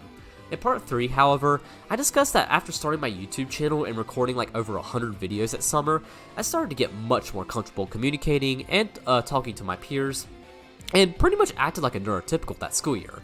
8th grade would be a little different, as my disability became relevant once again. However, I still acted the same way at the beginning of the school year as I did in 7th grade, so it still wasn't as relevant, so I didn't do any interpersonal classes this school year. Instead, I got to do an enrichment win where I got to select mine. In 7th grade, I did Science Olympiad. I really enjoyed it and had a lot of fun, so I decided to do it again this school year. So that's what I did. I signed up for it, and I would do it all the way up till March. I'll explain what changed when I got there. Anyways, for those who did not see part 3, Science Olympiad is basically a program done in the state where different middle schools across the state compete against each other in a wide variety of different events related to science and engineering. So some events might have included building bottle rockets, identifying constellations, and other stuff like that. As for what I did, I built a mini hovercraft. For my event, I first had to take an electric engineering test that I was likely going to bomb. Then I had to race against other schools' hovercraft and try to get mine to reach the finish line as quickly as possible. In 7th grade, I did not partake in this competition, as I had my first swim meet the weekend it occurred. But this school year, I wanted to participate, so I worked pretty hard on this hovercraft. Unfortunately, I never did partake in this event, and I had something really tragic happen 2 days before that kept me out of it. Anyways, our coach was also really cool. She was an 8th grade teacher on another team, meaning after I went to my locker, I had to go downstairs. But anyways, she was really cool, and as I said in part 3, she'll be kind of a returning figure in this series, since she would also show up again in part 7 and 8. But for now, she was just my Science Olympiad coach. When we get to semester 2, she'll also teach a class that I took, but I'll talk more about that later. So, now let's move on and talk about world history. So in world history, we talked about early civilizations as well as early empires. So from civilizations such as ancient Mesopotamia to ancient Egypt to civilizations like ancient Greece and Rome. So for a project, we had to create a shield. This was a two-person project where we had to create a shield with stuff that both of us had in common. Now for it, we got to choose our partners. However, as I've mentioned throughout this entire series, this was always kind of my struggle for me since I've never had anyone who would willingly work with me. Like the exception of Casey back in 7th grade, as well as the kids I played soccer with in 4th and 5th grade, I wasn't anyone's go-to person. I exemplified this in The Charm, where I'm often seen working on group work by myself and flat out ignoring others since I became somewhat of a misanthropist throughout the book. As when we get to January and February, we'll see just how much I hated everyone and everything. Anyways, you can kind of see where this is going. Everyone's able to find a partner pretty easily except for me, since I did not have any friends and have never really been anyone's go-to person. But thankfully, there was a girl who was kind of in the same situation as me, so our teacher partnered us two up and we began a project. And surprisingly, we worked really well together. She was an artist, so she did all the artwork on the shield while I came up with the ideas and colored her art. And even more surprisingly, we had quite a bit in common, with video games being one of them. When she mentioned this, I initially thought she liked Nintendo games since she was rather quiet and innocent. So when I asked her what her favorite game was, I was really surprised to hear her say GTA 5. Now, I don't mean to judge her or anything because I love GTA 5 as well. Albeit, I didn't get to play it until I moved out of college since my parents were one of those that thought GTA and Call of Duty were quote-unquote cop-killing video games that would turn me to a Satanist, but I'll just say that I was not expecting a 13-year-old to like GTA 5, since it does, or a 13-year-old girl, since it does not appeal to a young girl audience. Although to be fair, the vast majority of GTA players are like 8-year-old boys, but you know what I mean. Meanwhile, my favorite video game was and still is Super Mario Galaxy, so we had very different video game taste. But nonetheless, we still kind of got to know each other better and became temporary friends if that's what you want to call us. Unfortunately, our friendship stayed exclusive to this project, since we did not talk to each other afterwards. Personally, I wished I made an effort to talk to her even after the project and maybe be real friends. Wouldn't have hurt, and we both didn't have anyone, so I think we could have been great friends if I did try to pursue a friendship with her. Now let's talk a little bit about algebra. So now that the school year was starting back up, that meant that algebra was starting to pick up. Therefore, the homework began piling up, and I began to experience some very heavy stress. As mentioned, I had roughly 3 hours of homework every night, and that's not including other classes. Additionally, I also did not get home late, so I had to stay up pretty late to get homework done. So algebra wasn't going too well. However, near the beginning of the month, our teacher began offering tutoring on Wednesdays after school. So after our last class, we would all go over to his classroom and we would get to work on homework. I asked my parents about this, and they were more than willing to let me participate in these. So I did these almost every Wednesday and always looked forward to them since our teacher would often provide snacks and of course help us with homework. Oh, and none of the boys attended these, so these were pretty much perfect. However, a little bit of chemistry arose between me and a girl I set beside. So I'm not too sure what happened, but I think she was struggling with a problem, so she asked me if I could help her out. However, she was taking regular 8th grade math, not Algebra 1. Our teacher had 2 Algebra 1 classes and 1 8th grade math class that she was in. I attempted to help her, but I couldn't really figure it out since of course I never took 8th grade math. But she was cool with it and started to talk to me quite a bit. Pretty soon, we became friends, and alongside getting my work done, she was also one of my main reasons to go to tutoring. Unfortunately, we never dated since while she did give hints that I've now just realized were hints, I didn't know she liked me at the time. Since then, I haven't really seen her, but I do remember her being really cute and very sweet. Additionally, there's also another girl who I think liked me. I don't really remember too much about her, but I remember it because I overheard a conversation between her and the football when we were waiting outside algebra, since our teacher had not let his second block yet. Anyways, I heard the football shout, "How the fuck do you like Zach? He's ugly as hell." Normally, this comment would have made me pretty upset at the time, but on this occasion, I cracked a smile since of course some girl said that she liked me. I never talked to her or did anything since I was too scared, and she often hung around the bullies, as she was really popular, but it's still cool to think that a popular girl liked me. Staying on the topic of algebra, let's talk about homework some more. So even with these tutoring sessions on Wednesdays, I was still seeing low homework grades, and by low homework grades, I mean that my average was generally around a 75. That might not sound too low, but remember from part 3 when I talked about making the highest grade in the entire school on the EOG for math. My algebra teacher was actually the one who handed me this reward my last day of 7th grade, and he still recognized me as that kid who won that reward, so he knew that I was struggling. Therefore, he asked if I would like to skip PE every Friday to get help in the class. I was more than willing to do this because, for one, I was getting out of PE 1 day a week, and 2, I got extra help in this class. So every Friday for about a month, I'll go to algebra and get some one-on-one tutoring. However, this only went on for a month, as the PE teachers were upset that I was missing out every Friday and told my teacher that I needed to start coming to PE. So that's unfortunately when these ended. But nonetheless, I really enjoyed these sections since they were really helpful and made the material make much more sense. So moving on from algebra, let's talk about the bullies some more, since this was the month they really started to make my life miserable. So they started to increasingly hate me as time went on. Like, this was when lunch started to become absolutely agonizing, since they would often say bad things about me, make dumb insults, and other stuff. At the time, I did not really know how to be quiet and to hope, I did not really know to be quiet and to hope that they were going to ignore me, as it took a great deal of offense to what they said. Therefore, I would often defend myself and say stuff back. However, I wasn't that good at shouting insults or really defending myself, period, as the bullies would use these against me and harass me more. And this went on maybe not every day, but at least once a week. In fact, I'd even occasionally place myself in silent lunch just so that I would not have to deal with them. So the team also had 4 tables used for silent lunch, and that was designated as a punishment. However, I often sat here just to get away from the bullies. I didn't do this too often since if I did, it would look really suspicious, especially if I was the only one in silent lunch, but therefore, I didn't do this all the time, but I did put myself here occasionally. Oh, it also did not help that the people at my table were harassing me outside of lunch too. Mostly in PE since the teachers didn't give a damn about me, especially if it was their favorite student doing it. But they would also do it in between classes too. I remember one day walking to PE and feeling the leather of a shoe touch my leg. I then lost balance and fell in front of like 50 people. I then saw the football and his friends running away laughing while everyone else around us began laughing.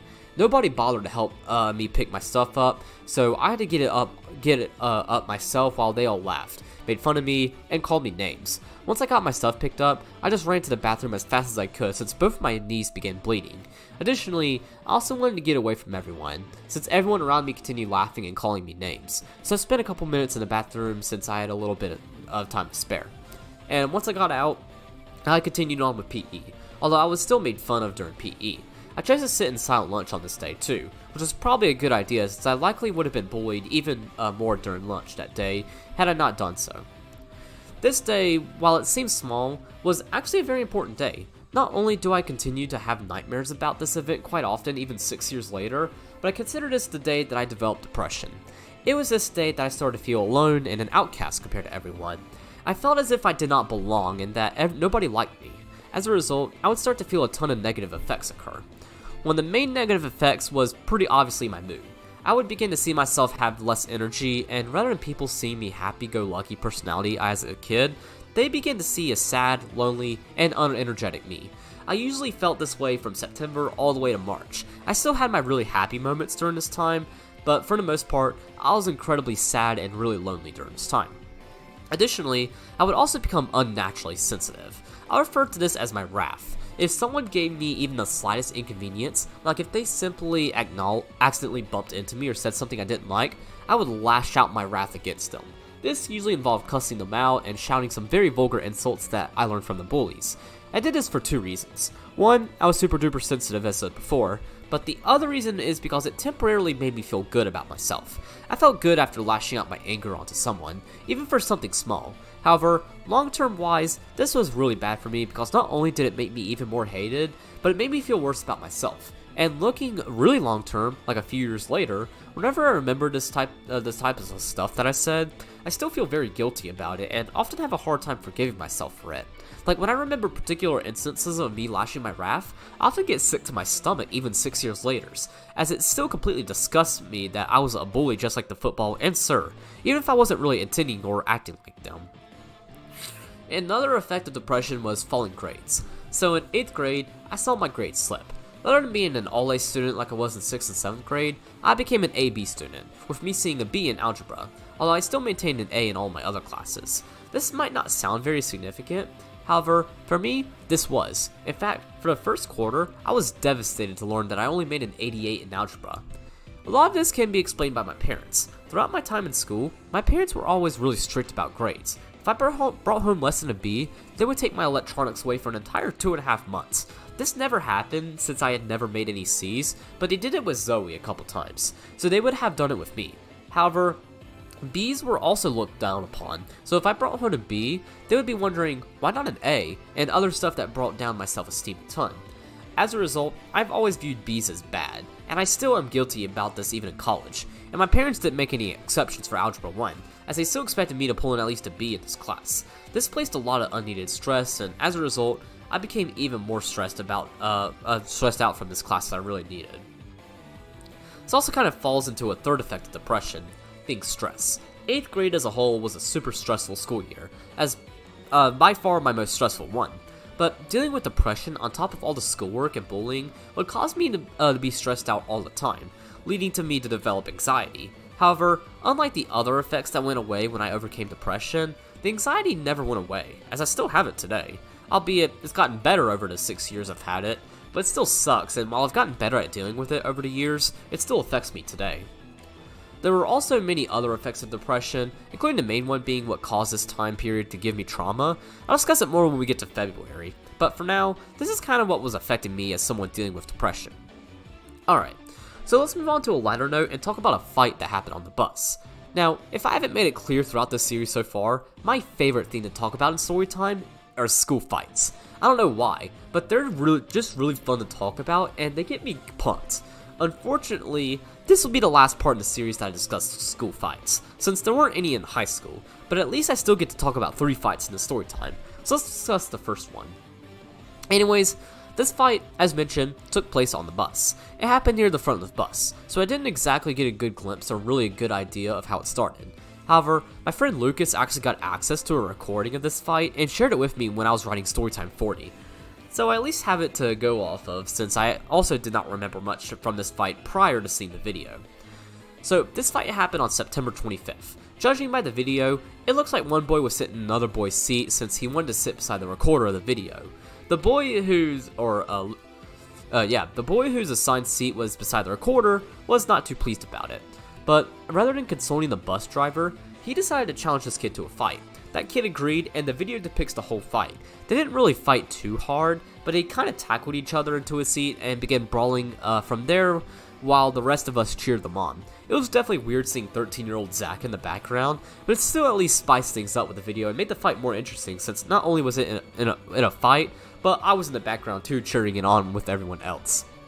Anyways, they continued brawling into the seat, where they were throwing punches, trying to pick each other up, and just a typical when it comes to fights. The bus driver was still driving the bus, and while she tried to get the boys to stop, they wouldn't.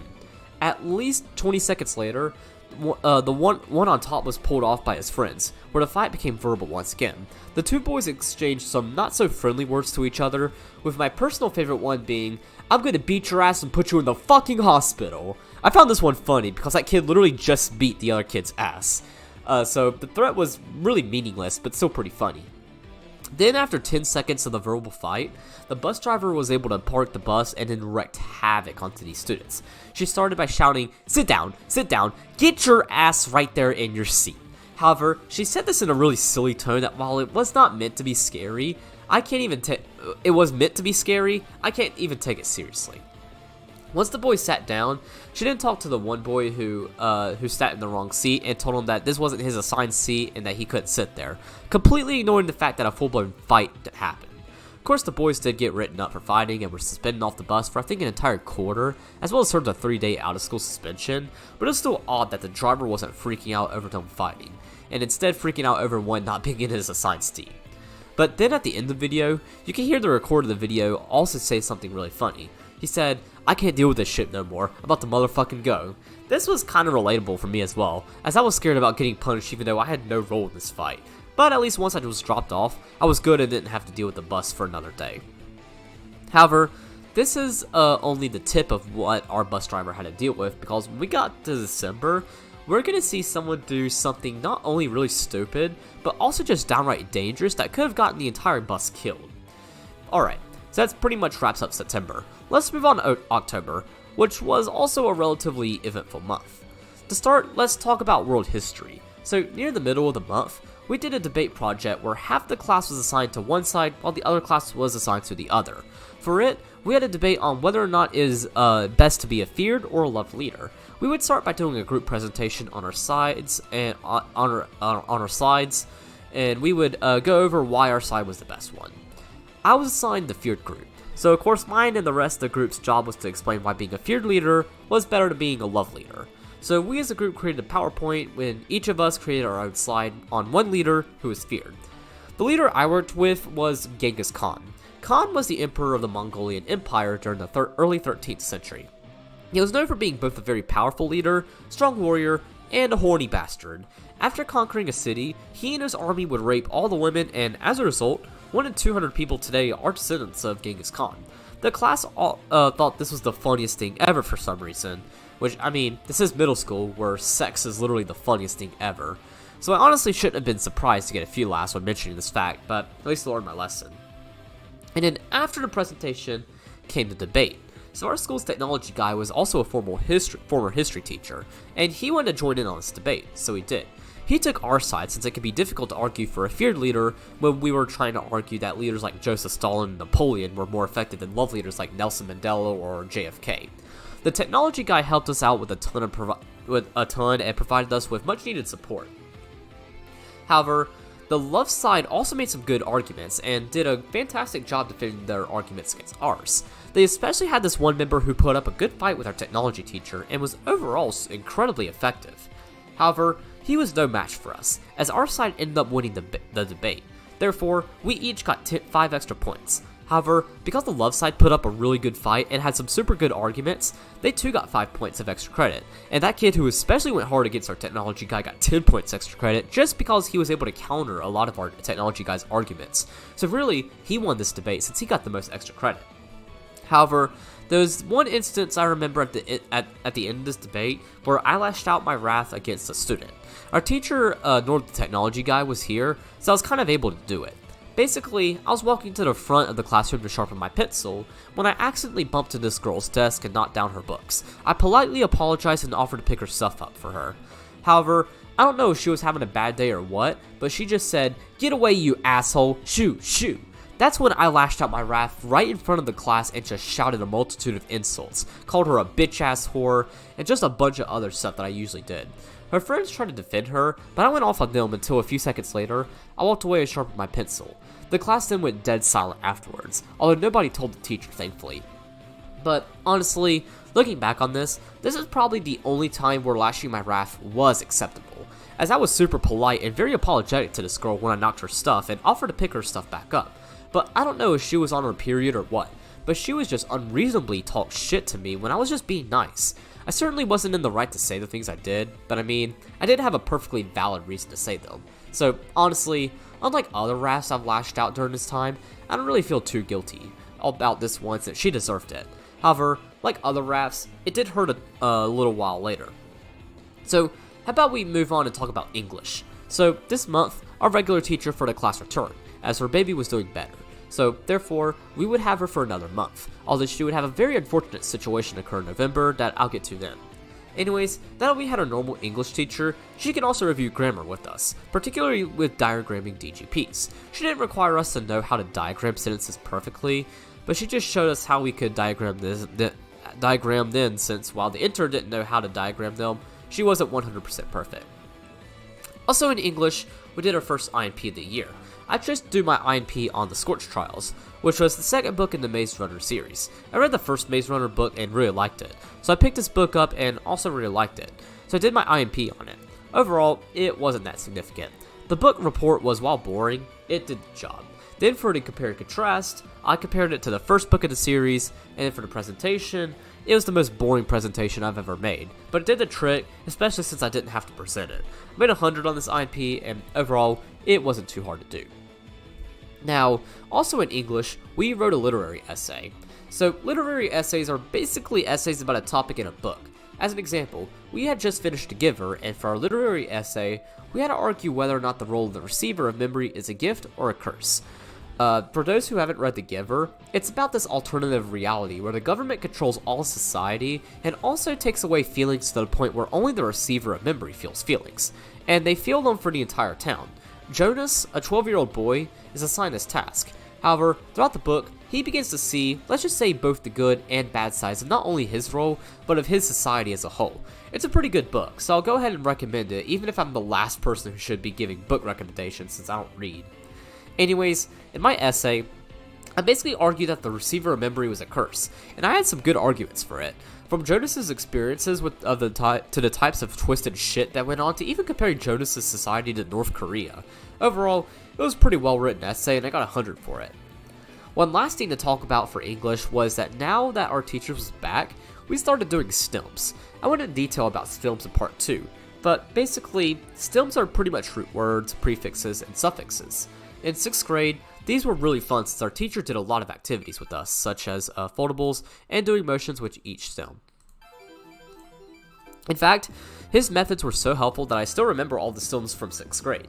In 7th grade, though, they didn't become as fun since while our teacher did occasionally play games with them, we were more required to learn them on our own. And in 8th grade, they became less fun, as we were now required to learn a whole 25 stems every 2 weeks, making this kind of dreadful.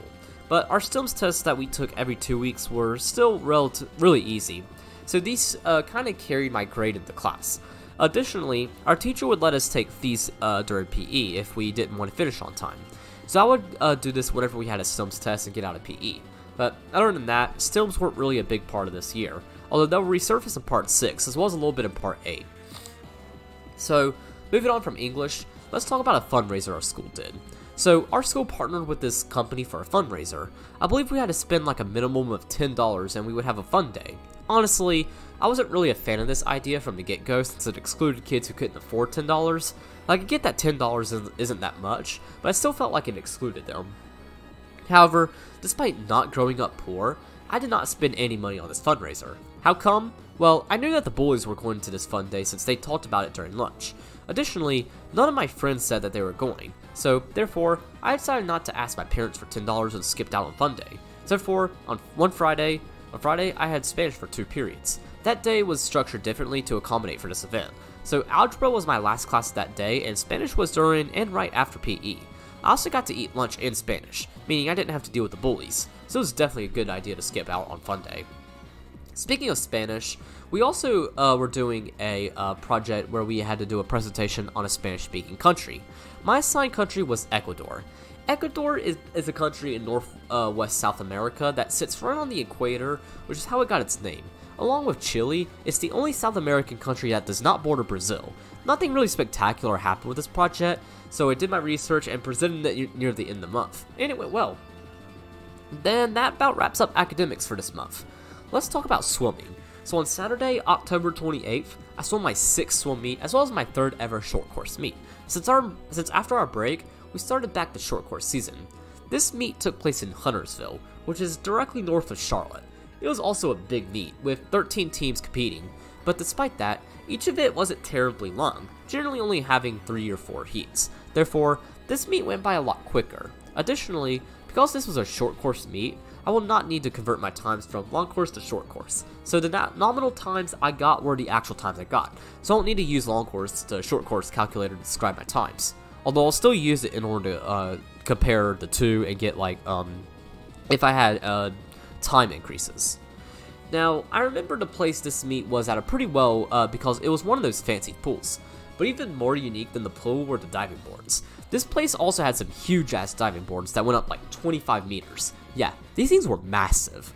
Wish I got to jump off one of these, as that would have been really fun. Alright, so let's talk about my events. So I've swam the 50 freestyle, 100 backstroke, 100 IM, and the 200 breaststroke. My coach was quite generous with my events this time, as while I wasn't a fan of the 100 backstroke, I was really cool with the other events he put me in. Unfortunately, he wouldn't be so nice in the future events. Anyways, let's start with the 50 freestyle, because this was quite possibly the greatest event I ever swam up to this point. I barely took any breaths and swam as hard as I possibly could, giving me a time of 32.5 seconds. This was a roughly 1.5 second improvement over the last time I swam this event back in July, and it was just downright an amazing swim. No errors, I swam super fast, I had a lot of fun, it was incredible. It would be for another year when I swum this event, since my coach was an egotistical dipshit, but at least I would be able to break my record once again, which I'll talk about in part 5. Although after it wouldn't be until I was 18 when I got a new personal best on the 50 freestyle, which if I ever do a series like this for college, I'll be sure to discuss it in part 2 of that series. As for the other events, they weren't really all that memorable. I got a minute and 47 seconds on my 100 backstroke, minute 30 on the 100 IM, which is a 10-second improvement over my time from my second meet, and 3 minutes and 40 seconds on the 200 breaststroke. So yeah, this was a pretty successful meet. This was also Zoe's first meet, so I had to stay for a little while longer while she swam her events, as she was only 10 at the time of this meet, but once she finished up, we got to go home. Now, also in October, I had something pretty unfortunate happen regarding YouTube. So I ended up accidentally breaking my 3DS, and as a result, I had to discontinue my Deadman Coliseum series. It really sucks, since of course this was a very popular series, and I'm still famous for in the community for. But now that I didn't have a 3DS to play it on, I had to discontinue it. However, my channel didn't die out, as I continued to record reaction videos that while weren't the best, they were still fun to make, and I still got a lot of engagement from the Deadman community on these. Alright, so that pretty much wraps up October. Let's move on to November. I think a good place to start would be to talk about the second of 3 fights that I remember from the school year. Now, I do not remember what day this was, but in Storytime 40, I predicted November 9th because it happened while we were jogging, which we did on Thursdays, so we'll say that this was on November 9th. Anyways, as you can guess, it happened in PE. We were of course jogging to an 80s songs when 2 boys in front of me began yelling at each other. One of them was 6'2" and the other was 4'11", which does make it a little scarier because that's such a large height difference. Anyways, the 2 were yelling at each other while I was watching behind them. I'm not too sure what they were arguing about, as all I really heard were insults being thrown at each other. However, it only got worse and worse until they began screaming at each other. A little while afterwards, it got physical. The tall kid pushed the short kid, and then of course the fight began. The fight wasn't anything too crazy, just them trying to tackle each other. However, not even a second into the fight, and a massive crowd formed around me and the 2 fighters. And then a couple seconds later, the entire gym was huddled around the fighters. Like there was even a short girl who I let put her hands on my shoulders so that she could see the fight better. But at least a little while later, the PE teachers got through the crowd and broke up the fight. We were then all ordered to sit back down, and they took care of the 2 fighters. Once the 2 fighters were sent to the office, PE teachers then basically went off on us for not continuing our warm-up. Which, that's gotta be one of the dumbest things ever, because a literal fucking fight just happened right in front of our eyes. How do y'all expect us to stop our warm-up when a fight is happening in front of us? But anyways, as punishment, we had to redo our warm-up, so we unfortunately had to do that. But to be fair, seeing that fight was still worth it since fights are really fun to watch, so I didn't mind running extra. Staying on the topic of PE, let's talk about the first of 3 health sessions I attended. Well, there were 4 health sessions this year, but I only attended 3. I'll explain why I didn't attend the 4th one in March. Anyways, for this health session, they got a guy from the county health department to come over and give us a 2-week class on why drugs and alcohol are bad and why we shouldn't consume them. It was incredibly monotonous and boring, since it was the exact same shit we learned in 7th grade during my first health session. However, I think I only had like a 40% attendance rate for this health session, as I got out of it quite a bit. From taking a STEMS test to a math test to other stuff, I actually got out of this session quite a bit. And the best part was that it didn't hurt my grade, as I still received 100 for this health session since my absences were all excused. Now, as a whole, November was actually a pretty good month. In fact, it was probably the best month during the time that I was depressed, as it was a lot less chaotic and much more calm compared to other months. Like in algebra, we were discussing inequalities, and these were surprisingly very easy since they were pretty much the same stuff we learned back in September, just with the inequalities rather than equal sign. So, it was really easy, and I was seeing much higher grades on my homework and tests for it compared to other chapters. And of course, with me not going to PE that much this month, as well as not throwing a single raft this month, this is a surprisingly good month, despite everything going on with my mental health and such. However, while it was a good month for me, it was a horrible month for my English teacher. So, unfortunately, her baby did not make it and ended up passing away. This was absolutely devastating for her and her family, so she had to take off of work until January in order to grieve. Therefore, for the rest of 2017, we would have had the same interim as before. But we still want to do something. Nice for her, since we all really loved her. So we decided to try to raise money to give to her. However, school rules is that we were not allowed to do this. So instead, we used the school raise money and donated it to a local charity that our teacher was a big supporter of. Even though I was never one for fundraisers, I still donated a few dollars for this one since my English teacher was really sweet and 100% needed the support. And the best part is that we actually did help her out with this, as our support helped lift her up, and as a result, she was able to get back to teaching that January, which I'll discuss when we get there. Anyways, let's talk about my 7th swim meet, which I swam on Saturday, November 18th. This is a smaller meet that took place in Hickory, which is about 40 minutes north of where I live. There were only 7 teams, so there were at most 3 heats per event. Therefore, this meet went by pretty quickly. Additionally, my coach was also not nearly as brutal with this meet as he would be with my upcoming meets, as I only swam the 200 IM, 100 freestyle, and 100 breaststroke. On the 200 IM, I got a 3 minutes and 13 seconds, which was a new best by not even a second. On the 100 freestyle, I got a minute 19 seconds, which was a new best by 3 seconds.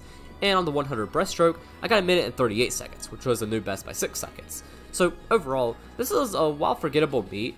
It was pretty successful since I got a new best on all of my events. That overall wraps up November, so let's move on to December. December had a little more going on, but really it was not too crazy outside Christmas and what all happened on the bus. So how about we start with that? So on Friday, December 8th, we were in algebra. It was near the beginning of class, so our teacher was teaching and we were taking notes. However, that's when one kid raised his hand and said that it was snowing and the snow looked like it was sticking. So we as a class, including our teacher, ran out the window and saw that sure enough, it was snowing. Now, my northern and Midwest viewers might be a little confused as to why this was a big deal, but to explain, snow is not very common here in the South. Like, in the state I live in, that being North Carolina, we usually get snow once every other year. Like, the last time we got snow prior to this time was back in January, and the last time we've had snow as of August 2023 was January 2022, so snow isn't very common down here. And because of that, our state, as well as the rest of the South outside the mountains, didn't really prepare for snow. Like, literally, if a single amount of snow sticks, school is immediately canceled since our roads are not built to handle ice and snow, as well as since most of us do not chain our tires. And ironically enough, we got a loudspeaker announcement 3 minutes later saying that school was being let out early. We, as well as our algebra teacher, cheered as we got our stuff packed to go home. Then about 5 minutes later, it was time to leave. So, therefore, made my way to the bus as normal. However, our bus driver was not there that day. I'm not too sure why she wasn't there, since she was a lunch lady and it was past lunch, and if she called off work, then they should have at least had a substitute bus driver or something like that for us, so I'm not too sure what the deal was. However, we ended up having to wait an entire 30 minutes for her to arrive at school and then take us home, or in my case, mom's school. By then, though, there were already quite a bit of snow on the ground, but at least the roads weren't terribly icy, so it was still safe to drive us home. An administrator waited on the bus with us, but at least once our bus driver came, we finally were able to go home and enjoy our snowy weekend. Ultimately, the snow all melted that Sunday, so we didn't get any days off, but it's still neat getting dismissed early, other than having to wait on our bus driver. Staying on the topic of our bus driver, let's talk about her leaving her job because of how rowdy the bus was. So as I stated earlier, our bus was absolutely out of control. You had that bully behind me getting everyone around us to bully me and call me names. You had a lot of troublemakers on this bus, and the bus was just not really well behaved. However, one day, a troublemaker who sat near the front of the bus thought it would be a good idea to shoot a hornet at our bus driver. Hornets aren't necessarily weapons, but when they hit someone, they sting really badly like an actual hornet sting. And that's what this kid decided to shoot at our bus driver. Thankfully, he missed, but it was enough to scare our bus driver so much that she decided that this was enough, so she quit once she finished her route. The next day, during WIN, everyone who rode the bus was required to go to the cafeteria for a meeting. I let my coach know that I rode the bus, so she dismissed me and offered to clean my stuff up when I got to the cafeteria. This meeting wasn't really anything too crazy, but it was basically our principal telling us that our bus driver was quitting her job because of our horrible behavior. She especially brought up that hornet issue, saying that it was super dangerous and that it could have gotten us in an accident had it hit her. I believe the kid who shot that hornet was given a 2-week out-of-school suspension and was suspended off the bus 30 days after that, so we would not be able to ride the bus until February. As for who was going to drive our bus, we'd pretty much have substitutes driving our bus for at least until March. That was the last time I rode this bus, and I'll of course explain what happened then. But as a result, getting to mom's school was either quicker or longer, as sometimes different bus drivers would take different routes. Therefore, the drive to mom's school was either absolute hell or quick and easy depending on the route taken and how badly I was bullied. So that's what happened on this bus. let's get back to school. To start, I'm going to talk about two really funny things that happened in algebra, although both of them did not happen when I had algebra. The first happened during world history. It was near the beginning of class, so our teacher was just reviewing material when all of a sudden, we heard a very loud bang noise from our algebra teacher's classroom, followed by a gazillion laughs from there. Our teacher went over to see what in the hell happened, and when she came back, she didn't told us that as a class that since we of course heard it. Apparently, our algebra teacher's Elmo for his smartboard fell.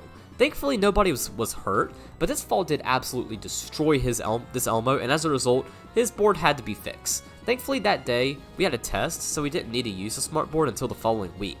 And the following week, it would be fixed, so when we begin our next unit, he could use it to jot down his notes when we copied them. Another funny thing that happened in algebra involved me. So during English one day, the intern asked me if I could ask our algebra teacher for a dry eraser, since she lost hers. So I did that and went over to his room and asked for a dry eraser. My algebra teacher then threw me one and I thanked him. However, one of his students in his second block decided to be a smartass. I want to think that this was the same asshole from world history that I lashed my wrath on, well I don't really remember. But anyways, she basically decided to mouth off and asked, why don't you have one yourself, making the whole class begin laughing. However, I unknowingly pulled the greatest comeback I possibly could have given. I basically replied by saying, well, you're lucky that I don't have one myself, because if I did, you would be erased from existence. Well, this isn't really that good of a comeback. For 8th graders, this is a really good one, as the whole class started going, oh, and just went wild. Even my algebra teacher came over and gave me a high five for this one. And as a result, I got talked about positively for the rest of that day, since people thought this was quote-unquote savage, since that's the word that we used to describe it way back in 2016 and 2017. Even one of the friends of the boys who sat at my table complimented me for this one. So yeah, it was nice being popular for a day, but everyone forgot the next day and I was back to where I was before. Alright, let's talk a little bit about academics. To start, let's talk about the last we saw of our world history teacher. So the world history teacher we were supposed to have was feeling better and ready to return to teaching. As a result, we would have him starting the last week of December and the first 2 weeks in January. Although we would at least not have to deal with him after that, since world history was only a semester-long class. Anyways, he was, as you might expect, very strict. He was a no-nonsense type guy who expected all of us to be very serious and get our work done, which I don't know how he managed to teach for I think he said 18 years without realizing that middle schoolers are crazy as fuck, but in the 2.5 weeks we had him, he tried to turn us into quote-unquote serious students. In parts 6 and 8, you'll see a pattern of teachers, or professors in our case, trying to convert us into serious students, only to be completely counter-effective. So, first day we had him, he basically just laid some quote-unquote sense into us, telling us about how much he was going to change us for the rest of world history, and basically removed all joy we had for this class, making it really boring and not a fun class like it was before. As an example, once we were done with our work, we no longer were allowed to play cool math games for the rest of the class. Instead, we had to go back to our seats and read for the rest of the class, which really sucked. Additionally, our teacher would also take very small things and completely blow them out of proportion. For example, one kid needed to sharpen his pencil, so he asked our teacher if like any normal kid would. However, our teacher then just went off on not just this kid, but he got the entire class's attention and started ranting to the class about the importance of coming prepared. After literally 15 minutes of talking about why we need to come prepared and how this will apparently not slide in high school, he finally let this kid sharpen his pencil. Of course, nobody paid attention to his comments since they were really a bunch of bullshit that didn't even apply to this particular issue, so all he did was waste not just this kid's time, but the entire class's time. However, he would also do this to me the last day before Christmas break. So about a week prior, I met my AR goal, and as a result, I no longer had to read. Therefore, I didn't bother picking up another book. However, I finished my stuff early, so when I went back to my seat, I just watched the paint dry while thinking about everything that was going on, since it was a good thing for me to have some time to analyze what all was happening with my mental health, since it was overwhelming for me at the time. But that's when my teacher apprehended me and asked what I was doing. I was just flat out honest with him and just said nothing and said I wasn't doing anything. That's when he got the entire class's attention and gave us a 30-minute lecture about why you should not forget things. Really stupid lecture because, for one, this wasn't about forgetting things, and two, it's impossible to never forget anything. Like, everyone will forget something at least once in their lives. So it was a really dumb lecture from the get-go, on top of being 30 minutes long and wasting everyone's time. Eventually, he said, "Just read something, my god," in a super irritated tone, even though I wasn't doing anything disruptive and being disrespectful. Being respectful. I wasn't being disrespectful because I wasn't I mean, I wasn't bothering anyone, but I didn't ask if I could get my locker and get my study guide, which he let me do, and I got it and read it for like 10 times for the rest of the class. But still, I really did not like this guy. Thankfully, we only had him for 2.5 weeks anymore, and I probably would have gone insane. Moving on to English, let's discuss a project we did that actually took the place of our IMP for the second quarter. So for our second class novel, we didn't really read a book as a class, but instead, we were split into 5 groups where we each read a book together and had to do a project on it that I'll discuss in a bit. So me and my group were in charge of reading this book called Code Talkers. This is a book about how the US military used Navajo Indians to act as messengers and transfer secret messages between generals during World War II, as neither Nazi Germany, Fascist Italy, or the Japanese Empire had any understanding of the Navajo language. At times, this book was boring, but then during battle scenes, the book got really interesting, so it was kind of a hit or miss. However, trying to read and getting far into this book was very difficult to do, as my group did not want to get much done. They were lazy, unmotivated, and honestly, I don't think they really cared much about their grade. As a result, I pretty much had to take this into my own hands and read without them, which was way easier to do since I could read whenever I wanted to and interpret the book on my own, even if I'm not the best at that. As for the project, this thing at least was not a group project, which is ideal since my group likely would have had me do the entire thing for them. Anyways, for it, we had to basically take the role of the main character and write a letter home. However, we had to make it all old and dirty, so as if it actually came from its time and hadn't been through war. Now, writing this letter was pretty easy. I remember it not being the most well written, but that was okay. However, the tricky part was making it look old since I didn't have 7 decades to wait. Thankfully, Mom knew a way to make it look old, so she helped me with it. We put it in this liquid that gave the letter a dark yellowish color. Then afterwards, she put parts of the letter over a candle and gave it some burn marks. And then when we let it dry, my project was complete. This thing actually did look like it came from 1944, and it looked great. The intern agreed and gave me 100 for it, so now I didn't have to worry about another English project until the 3rd IMP, which I'll discuss in March. Last thing before I move on to Christmas break, let's talk about Spanish. So in Spanish for this month, we were assigned another project, this time about how a Spanish-speaking country celebrates Christmas. We were of course assigned countries, with me this time receiving Paraguay, which is like the dead center of South America. So for it, I created a presentation on how Paraguay celebrates Christmas. It wasn't really anything too significant since of course Christianity is really big in Paraguay like most of South America. However, I did learn that Paraguay, as well as the rest of Latin America and Mexico, take Christmas really seriously. Like here in America, we decorate our houses, wrap presents, go to church, and that's about it. But in Latin America, particularly in Paraguay, these people cover their entire homes in lights and just go all out for Christmas. Like, Christmas is such a huge deal down there that they even celebrate it as if the wise men were about to arrive at their homes. Like, they go full out every holiday season, which is really cool to look at and very interesting to see their take on it. Speaking of which, let's go back to the States and talk about Christmas break 2017. This Christmas break, despite me being depressed, was still a really good break. A lot of that had to do with Christmas Day. So I had a really good Christmas this year. So much that I even viewed Christmas 2017 as a glimmer of hope during this difficult time period. That there'll be another glimmer of hope that I'll discuss in January, but this is a good Christmas, and the break especially allowed me to relax and have time away from school, homework, the bullies, swimming, and just let me refresh my mind. And what better way to refresh my mind by getting a new DS and my first phone? So I got myself a 2DS for Christmas, and as a replacement for my old 3DS, and as a result, I go back to recording Dipperman videos. But even better than that, I got a phone, being the iPhone 5S. This was the first phone I ever had, as my Dipperman videos prior to me getting this phone were all recorded with my iPod Touch. This video, while still not the best quality, was still better quality than my iPod, so now I can record even better quality videos. And that day, I recorded I think 8 Dipperman videos. The community was overall super excited to see me back. I also kind of gave them a nostalgia trip replaying Dipperman 1, 2, and partially through 3, although I would have something happen that prevented my Dipperman 3 series from being complete that I'll get to in March. But nonetheless, it was nice to be back on the YouTube grind. And the best part is that I did my entire Dipperman 1 series before the start of the new year.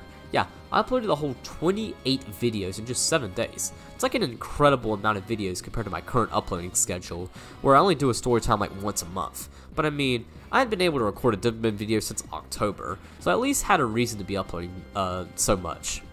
Also during this time, being the day after Christmas break, Dad took me and Zoe to Delaware to see family, and I even recorded a video in the car. Yeah, I was not playing around with this series, but overall, it was a great series and it felt nice to record another Dimmerman 1 playthrough. So with that brings us to 2018. 2018, ironically enough, ties with 2021 as the second best year of my life, with 2019 taking a spot as the best year of my life. I'll talk more about that in March. However, the first 3 months of the year were by far the worst 3 months I've ever lived through. This would be when my depression started to get really bad and began affecting my daily life, and as a result, my mental health would dwindle and dwindle until I lived the very worst day of my life in March. But before I get there, let's talk about January. So, as mentioned, my Christmas break was a really good one, so I wasn't too thrilled to having to return to school, but I had no option but to go back to school on Tuesday, January 2nd. Now, I should also emphasize that how semesters worked at my school was that they weren't split by Christmas break like how college is, but instead Martin Luther King Jr. holiday. Therefore, the first 2 weeks of the month were still the first semester, as the second semester would not begin until the 18th. Although thanks to a neat little case of snow, our first day of the second semester actually did not begin until the 22nd. I'll explain this a little bit later when we get there. Anyways, I'm actually going to start this month with swimming, as I swam my 8th meet on Saturday, January 6th. It was a small home meet with only 3 teams, including us. Therefore, it was a super short one. Now, before I discuss my events, I first want to talk about probably the cringiest thing we as a team did. So for whatever reason, our coach as well as our best swimmer wanted to do a chant before the meet started. So we did that after the Pledge of Allegiance. We had the meet controllers play the Jaws theme as we walked to the front of the pool. Afterwards, our best swimmer shouted, "I believe that we will win," while we repeated him, all while we were jumping around while the other teams were probably looking at us like, what the fuck are they on? To be fair, it was fun at the time, but looking back at it, yeah, I wish we didn't do this. At least after that came the actual meet. So this would be when my coach started being an asshole regarding events, so as he began putting me in events that I did not want to swim. For this meet, he put me in the 100 breaststroke, 100 backstroke, and the 100 butterfly. While I was cool with the 100 breaststroke, I did not want to do the backstroke or butterfly because, as I said before, those are my 2 least favorite strokes. If it was up to me, I would have opted to do the 100 breaststroke, 100 freestyle, and 200 IM, since the 50 freestyle wasn't offered at this meet. But anyways, let's discuss my times. So I got a minute 26 on the 100 breaststroke, which was a new best by a whole 12 seconds. A minute and 44 seconds on the 100 backstroke, which was a 3-second improvement, and you can already guess what happened on the 100 butterfly. Yep, I got DQ'd again for not keeping my legs together for the entire race. I wasn't too surprised about this, since of course my coach went off on me for getting DQ'd, even though he knew I was incapable of swimming a 100 butterfly. However, he would get really stubborn with this event and place me in it every single meet onwards because he knew I didn't care much for this event and hated it. I'll explain more when I get more about my next swim meet in March. But other than that, the 100 butterfly, this meet was still a success, as I had some huge improvements on the 100 breaststroke and 100 backstroke, which was quite surprising since I hated backstroke even more than butterfly. But hey, my coach put me in my least favorite events and wondered why I stopped liking the sport. So now that's over with, let's discuss school for the remainder of the semester. To start, let's talk about English. So our regular teacher came back, and when we came back for Christmas break, and she would stay for the rest of the school year. So for the rest of this story time, when I talk about my English teacher, I'll be referring to her, not the intern. Anyways, in English, we also began reading a book as a class called The Outsiders. This is a fun little book about a group of hooligans from the 60s who are, well, hooligans. This was a very interesting book because it was written in 1963, a time when most books were written very professionally and there wasn't much slang used. This book, however, had a ton of slang from the 60s since the author was roughly my age when she wrote it. As a result, this made this book a pretty enjoyable read, even if I had to pull up Urban Dictionary every few sentences to understand what in the hell the author was meaning. But it was a fun book that I even took inspiration from when writing The Charm. I'll explain a project we did for it when we get to March, although I never actually did it, and I'll explain why when we get there. Moving on from English, let's talk about algebra, as this would be when the new rule regarding 8th graders taking Algebra 1 was passed. So prior to this year, 8th graders taking Algebra 1 had to take both the Algebra 1 end-of-course test and the 8th grade math EOG. Our teacher's goal was to get through Algebra 1 first, and then cover any 8th grade concepts not covered in Algebra 1 at the end of the year. However, the new law passed made it so that 8th graders taking Algebra 1 did not have to take the 8th grade math EOG. Instead, we just had to take the Algebra 1 end-of-course test. We all then celebrated since that meant less exams and we had to take and therefore less stress. I was pretty happy with this news myself along with everyone else. Therefore, once we finished all the Algebra 1 topics, we were able to get straight to review, which felt really nice, and I'll explain it more when we get to May. Now, for world history, so of course being the end of the semester, that meant that this class was coming to an end, which it was, as Friday the 12th was our last day of class. However, the day before that, on the 11th, we took the World History North Carolina final exam, called an NCFE. This is a state-made final that covered the whole course and was worth roughly 20% of our grade. This was a lot different than the standardized tests I talked about in previous parts of this series, since for these tests didn't affect our grade. But for high school courses, this was different, as these did affect our grade. So I actually had to study pretty hard for this exam. And that actually leads me to a good thing about my world history teacher. So far, I've pretty much talked shit about him. However, he did a fantastic job reviewing and preparing us for this exam. The week before the exam, he opened up a 200-question practice quiz for us to use as practice. We were allowed as many takes as we wanted, and he gave us a free 100 for just attempting the quiz at least once. I did this quiz I think 5 times, and it was well worth it because all these questions were actual NCFE questions from previous years. This made studying really easy since I, of course, could actually practice the material, and as a result, I was able to do really well in the exam. In fact, I finished a 40-question exam in not even an hour and managed to make a 94 on it. So yeah, this practice helped a lot. And with that, I had just one day left of world history, being the 12th. Usually, these would be fun days because now that the exam was over, we had no reason to go over material. But would you be surprised if I told you that our teacher still made us do work? I'm sure you wouldn't. And that's exactly what happened here. At the beginning of class, he first went on a lecture about how much he hated fun days and how much of a waste of time they were. To an extent, I actually do agree with him, as I'd never really liked the fun days in between testing and end of school year, as I just wanted the school year to be over.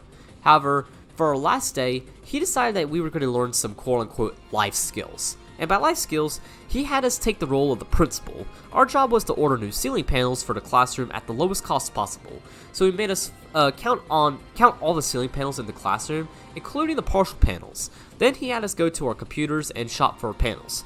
We then had to come up with the total cost of repairing these panels, and our goal was to, of course, purchase at the lowest cost possible. Now, I'll go ahead and say that this was probably the dumbest life lesson I think I've ever been taught. In fact, I don't even know what lesson he was trying to teach us. Like, sure, we're all going to make big purchases in the future, but like, what is the life lesson behind this? Is it minimizing costs? Because I'm pretty sure everyone knows that. So I'm not too sure what he was trying to get at with this. But at least after this class, we were finally done with world history for good. I'll talk about this class that took its place when we get to the second semester. But overall, I did very well in this class. However, I actually did even better than I thought in comparison to the rest of the class, and I'll explain what I mean by that when we get to the last day of school.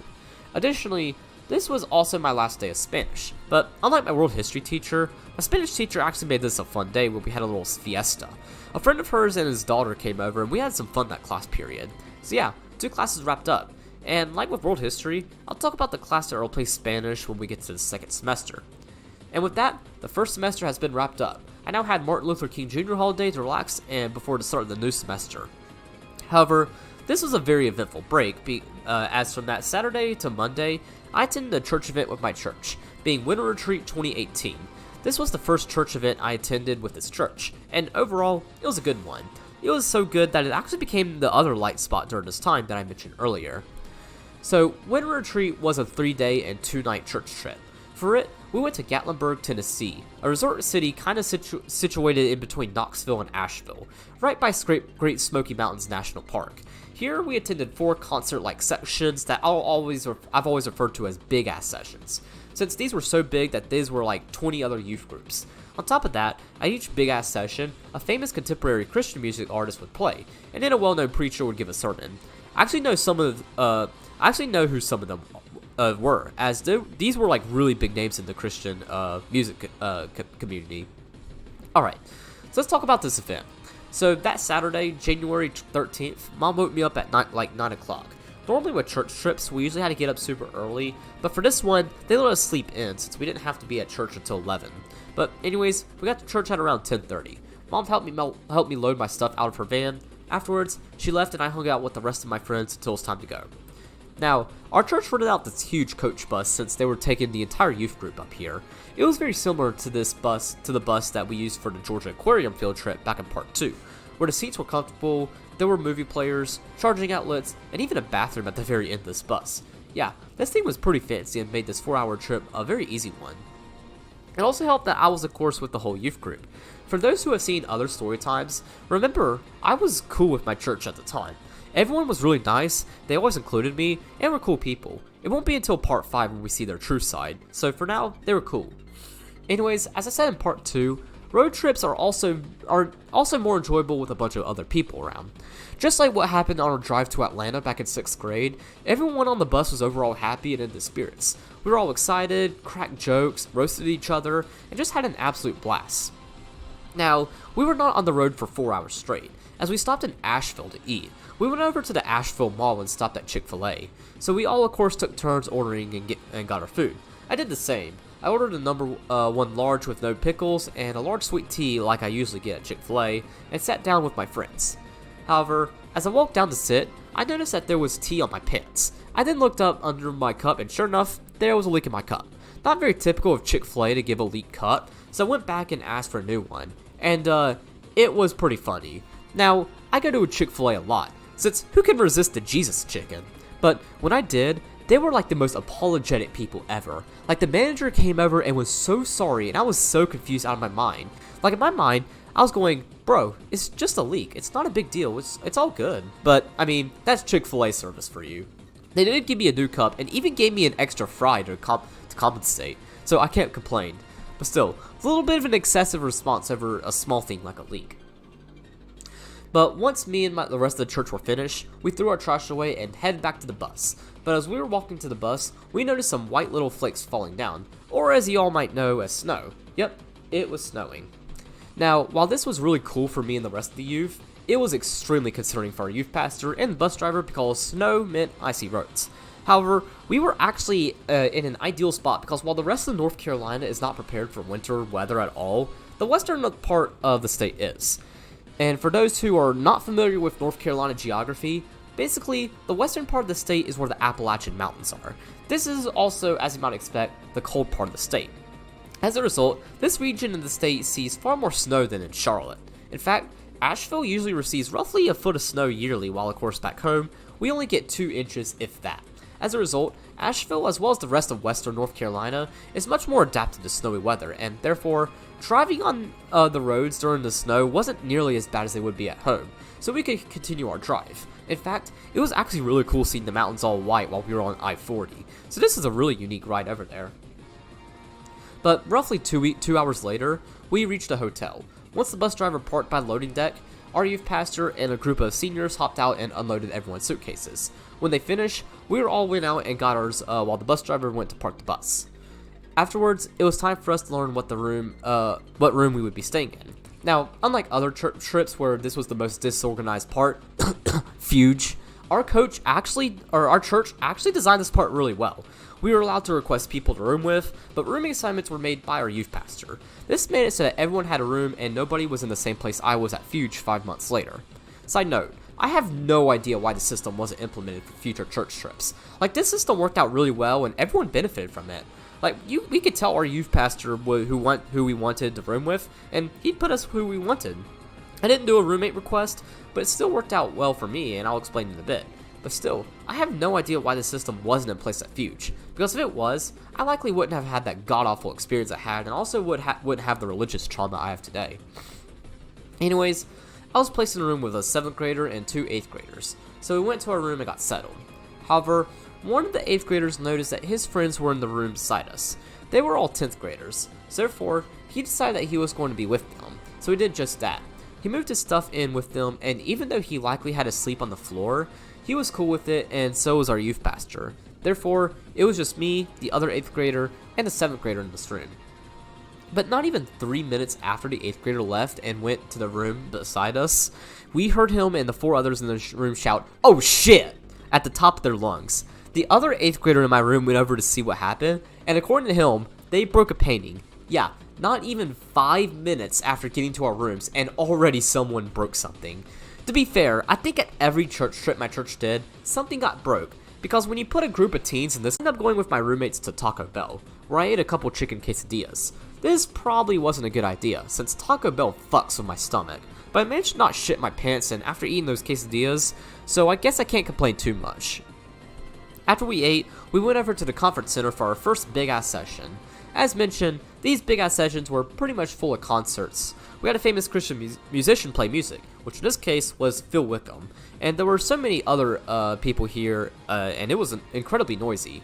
Which, as you might expect as someone with autism, this very easily overstimulated me, since I absolutely hate noisy places and flashing lights.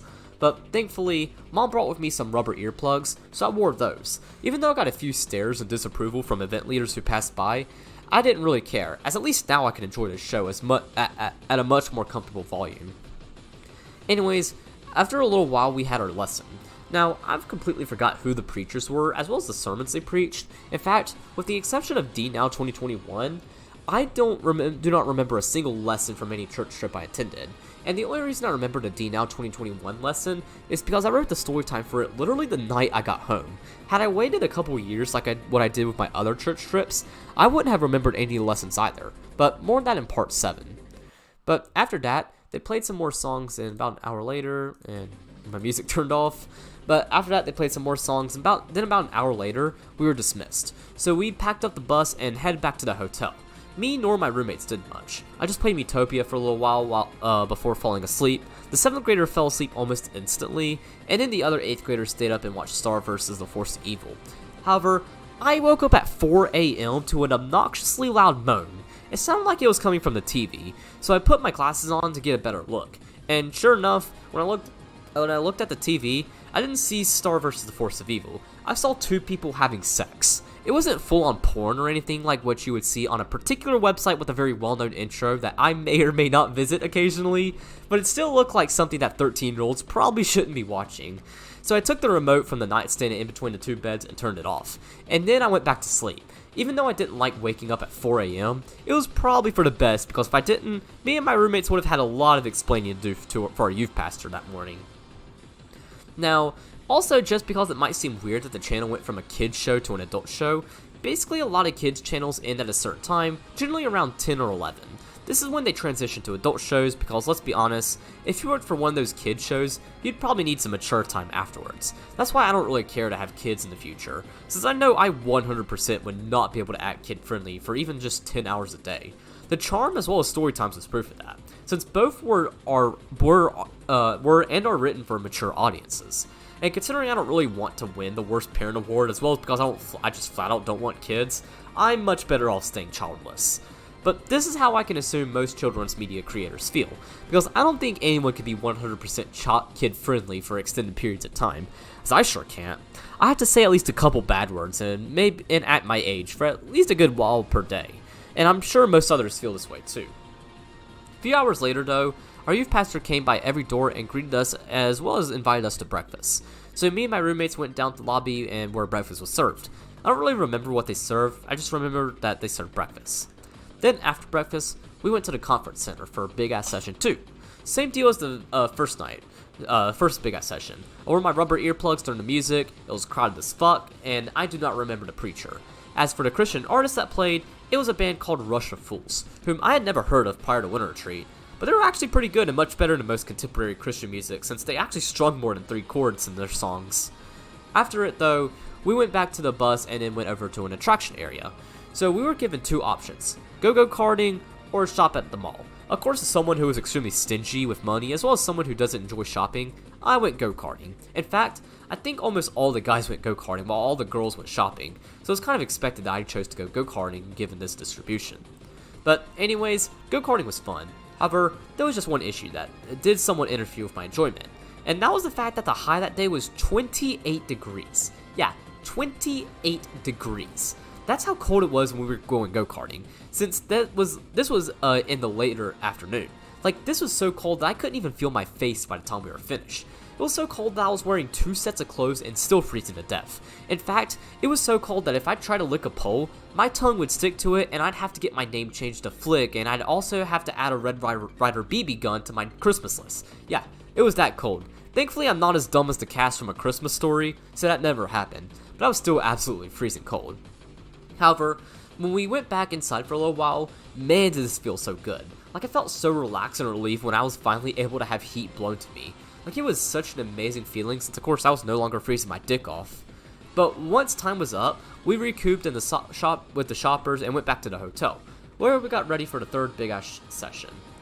Once everyone returned to the bus, we went back to that square and ate dinner. I don't remember what I ate, but I do know that I did not get Taco Bell, so my stomach didn't hurt during the big-ass session. Afterwards, it was time for the big-ass session. Now, this big-ass session was a little different from the others because it took place in a different conference center. The conference center we went to for this session was in Pigeon Forge, which is just a few minutes away from Gatlinburg, so it wasn't terribly far. But anyways, we went there and watched Switchfoot play. This was probably my least favorite big-ass session of the trip because even though the band was good, I was super tired the whole time since we did quite a bit earlier that day, and I was also kind of wanted some time to myself, since I had not had any alone time at all during the trip. Therefore, most of my time during the session was spent trying not to fall asleep or turn into a sociopath, since that's what tends to happen whenever I don't have at least a little bit of alone time. In fact, I actually did fall asleep during the preacher's lesson, which at least gave me a little bit of rest for when Switchfoot got back on stage and began playing again, so I had a little bit more energy then. Then when we got back to the bus, I still wasn't tired since of course I took a nap during the big ass session, so while during the big ass session, I was looking forward to going to bed. I ended up staying up for a little while. In fact, me and my roommates went to the hotel pool at 1 in the morning. There was a group of girls there that the other 8th graders were friends with, so we talked to them while me and the 7th grader kind of did our own thing. But at least after getting out of the pool, we three were all tired, so once we got back to our room, we went to sleep. And that brings me to the last day of this trip, being Monday, January 15th. That morning went just like the morning before, where our youth pastor woke us up, invited us to breakfast. Afterwards, we got our stuff packed up and loaded it onto the bus, since once we took off for our last big-ass session, we wouldn't return to the hotel. Anyways, we did that and we went to our last big-ass session, which took place at the same conference center as the first and second one. This was also another Rush of Fools concert, so we got to hear them again, and then of course the preacher gave his sermon. After that, we returned to the bus and then ate lunch at a local Italian restaurant. Other than there being a big stove that I sat near, I do not remember anything from this place. But after we finished, we got back to the bus and we took it home. We didn't stop anywhere since we didn't really need to, and once we got back to my church, my parents were waiting for me and they picked me up. And that's Winter Retreat 2018. While not nearly as memorable as Kant for Part 2 or Fuge as I'll discuss in Part 5, it was still a fun trip that I at least still remember a little bit about today. It was definitely a light spot during this time period because during the trip, I pretty much forgot that I was depressed and under a lot of stress. It was also like a beam of hope that foreshadowed that this time period was going to come to an end. I'll explain more when I get to March. However, I did end up getting sick from this trick. I think that I contracted some disease from one of the big-ass sessions. Since there were so many people at them, as a result, I ended up having to spend the rest of the week in bed. This really sucked, since of course that meant that I did not get out of school. Tuesday and Wednesday were teacher work days, and then Thursday and Friday were snow days. So I ended up getting sick over break. Definitely by far the worst time to get sick.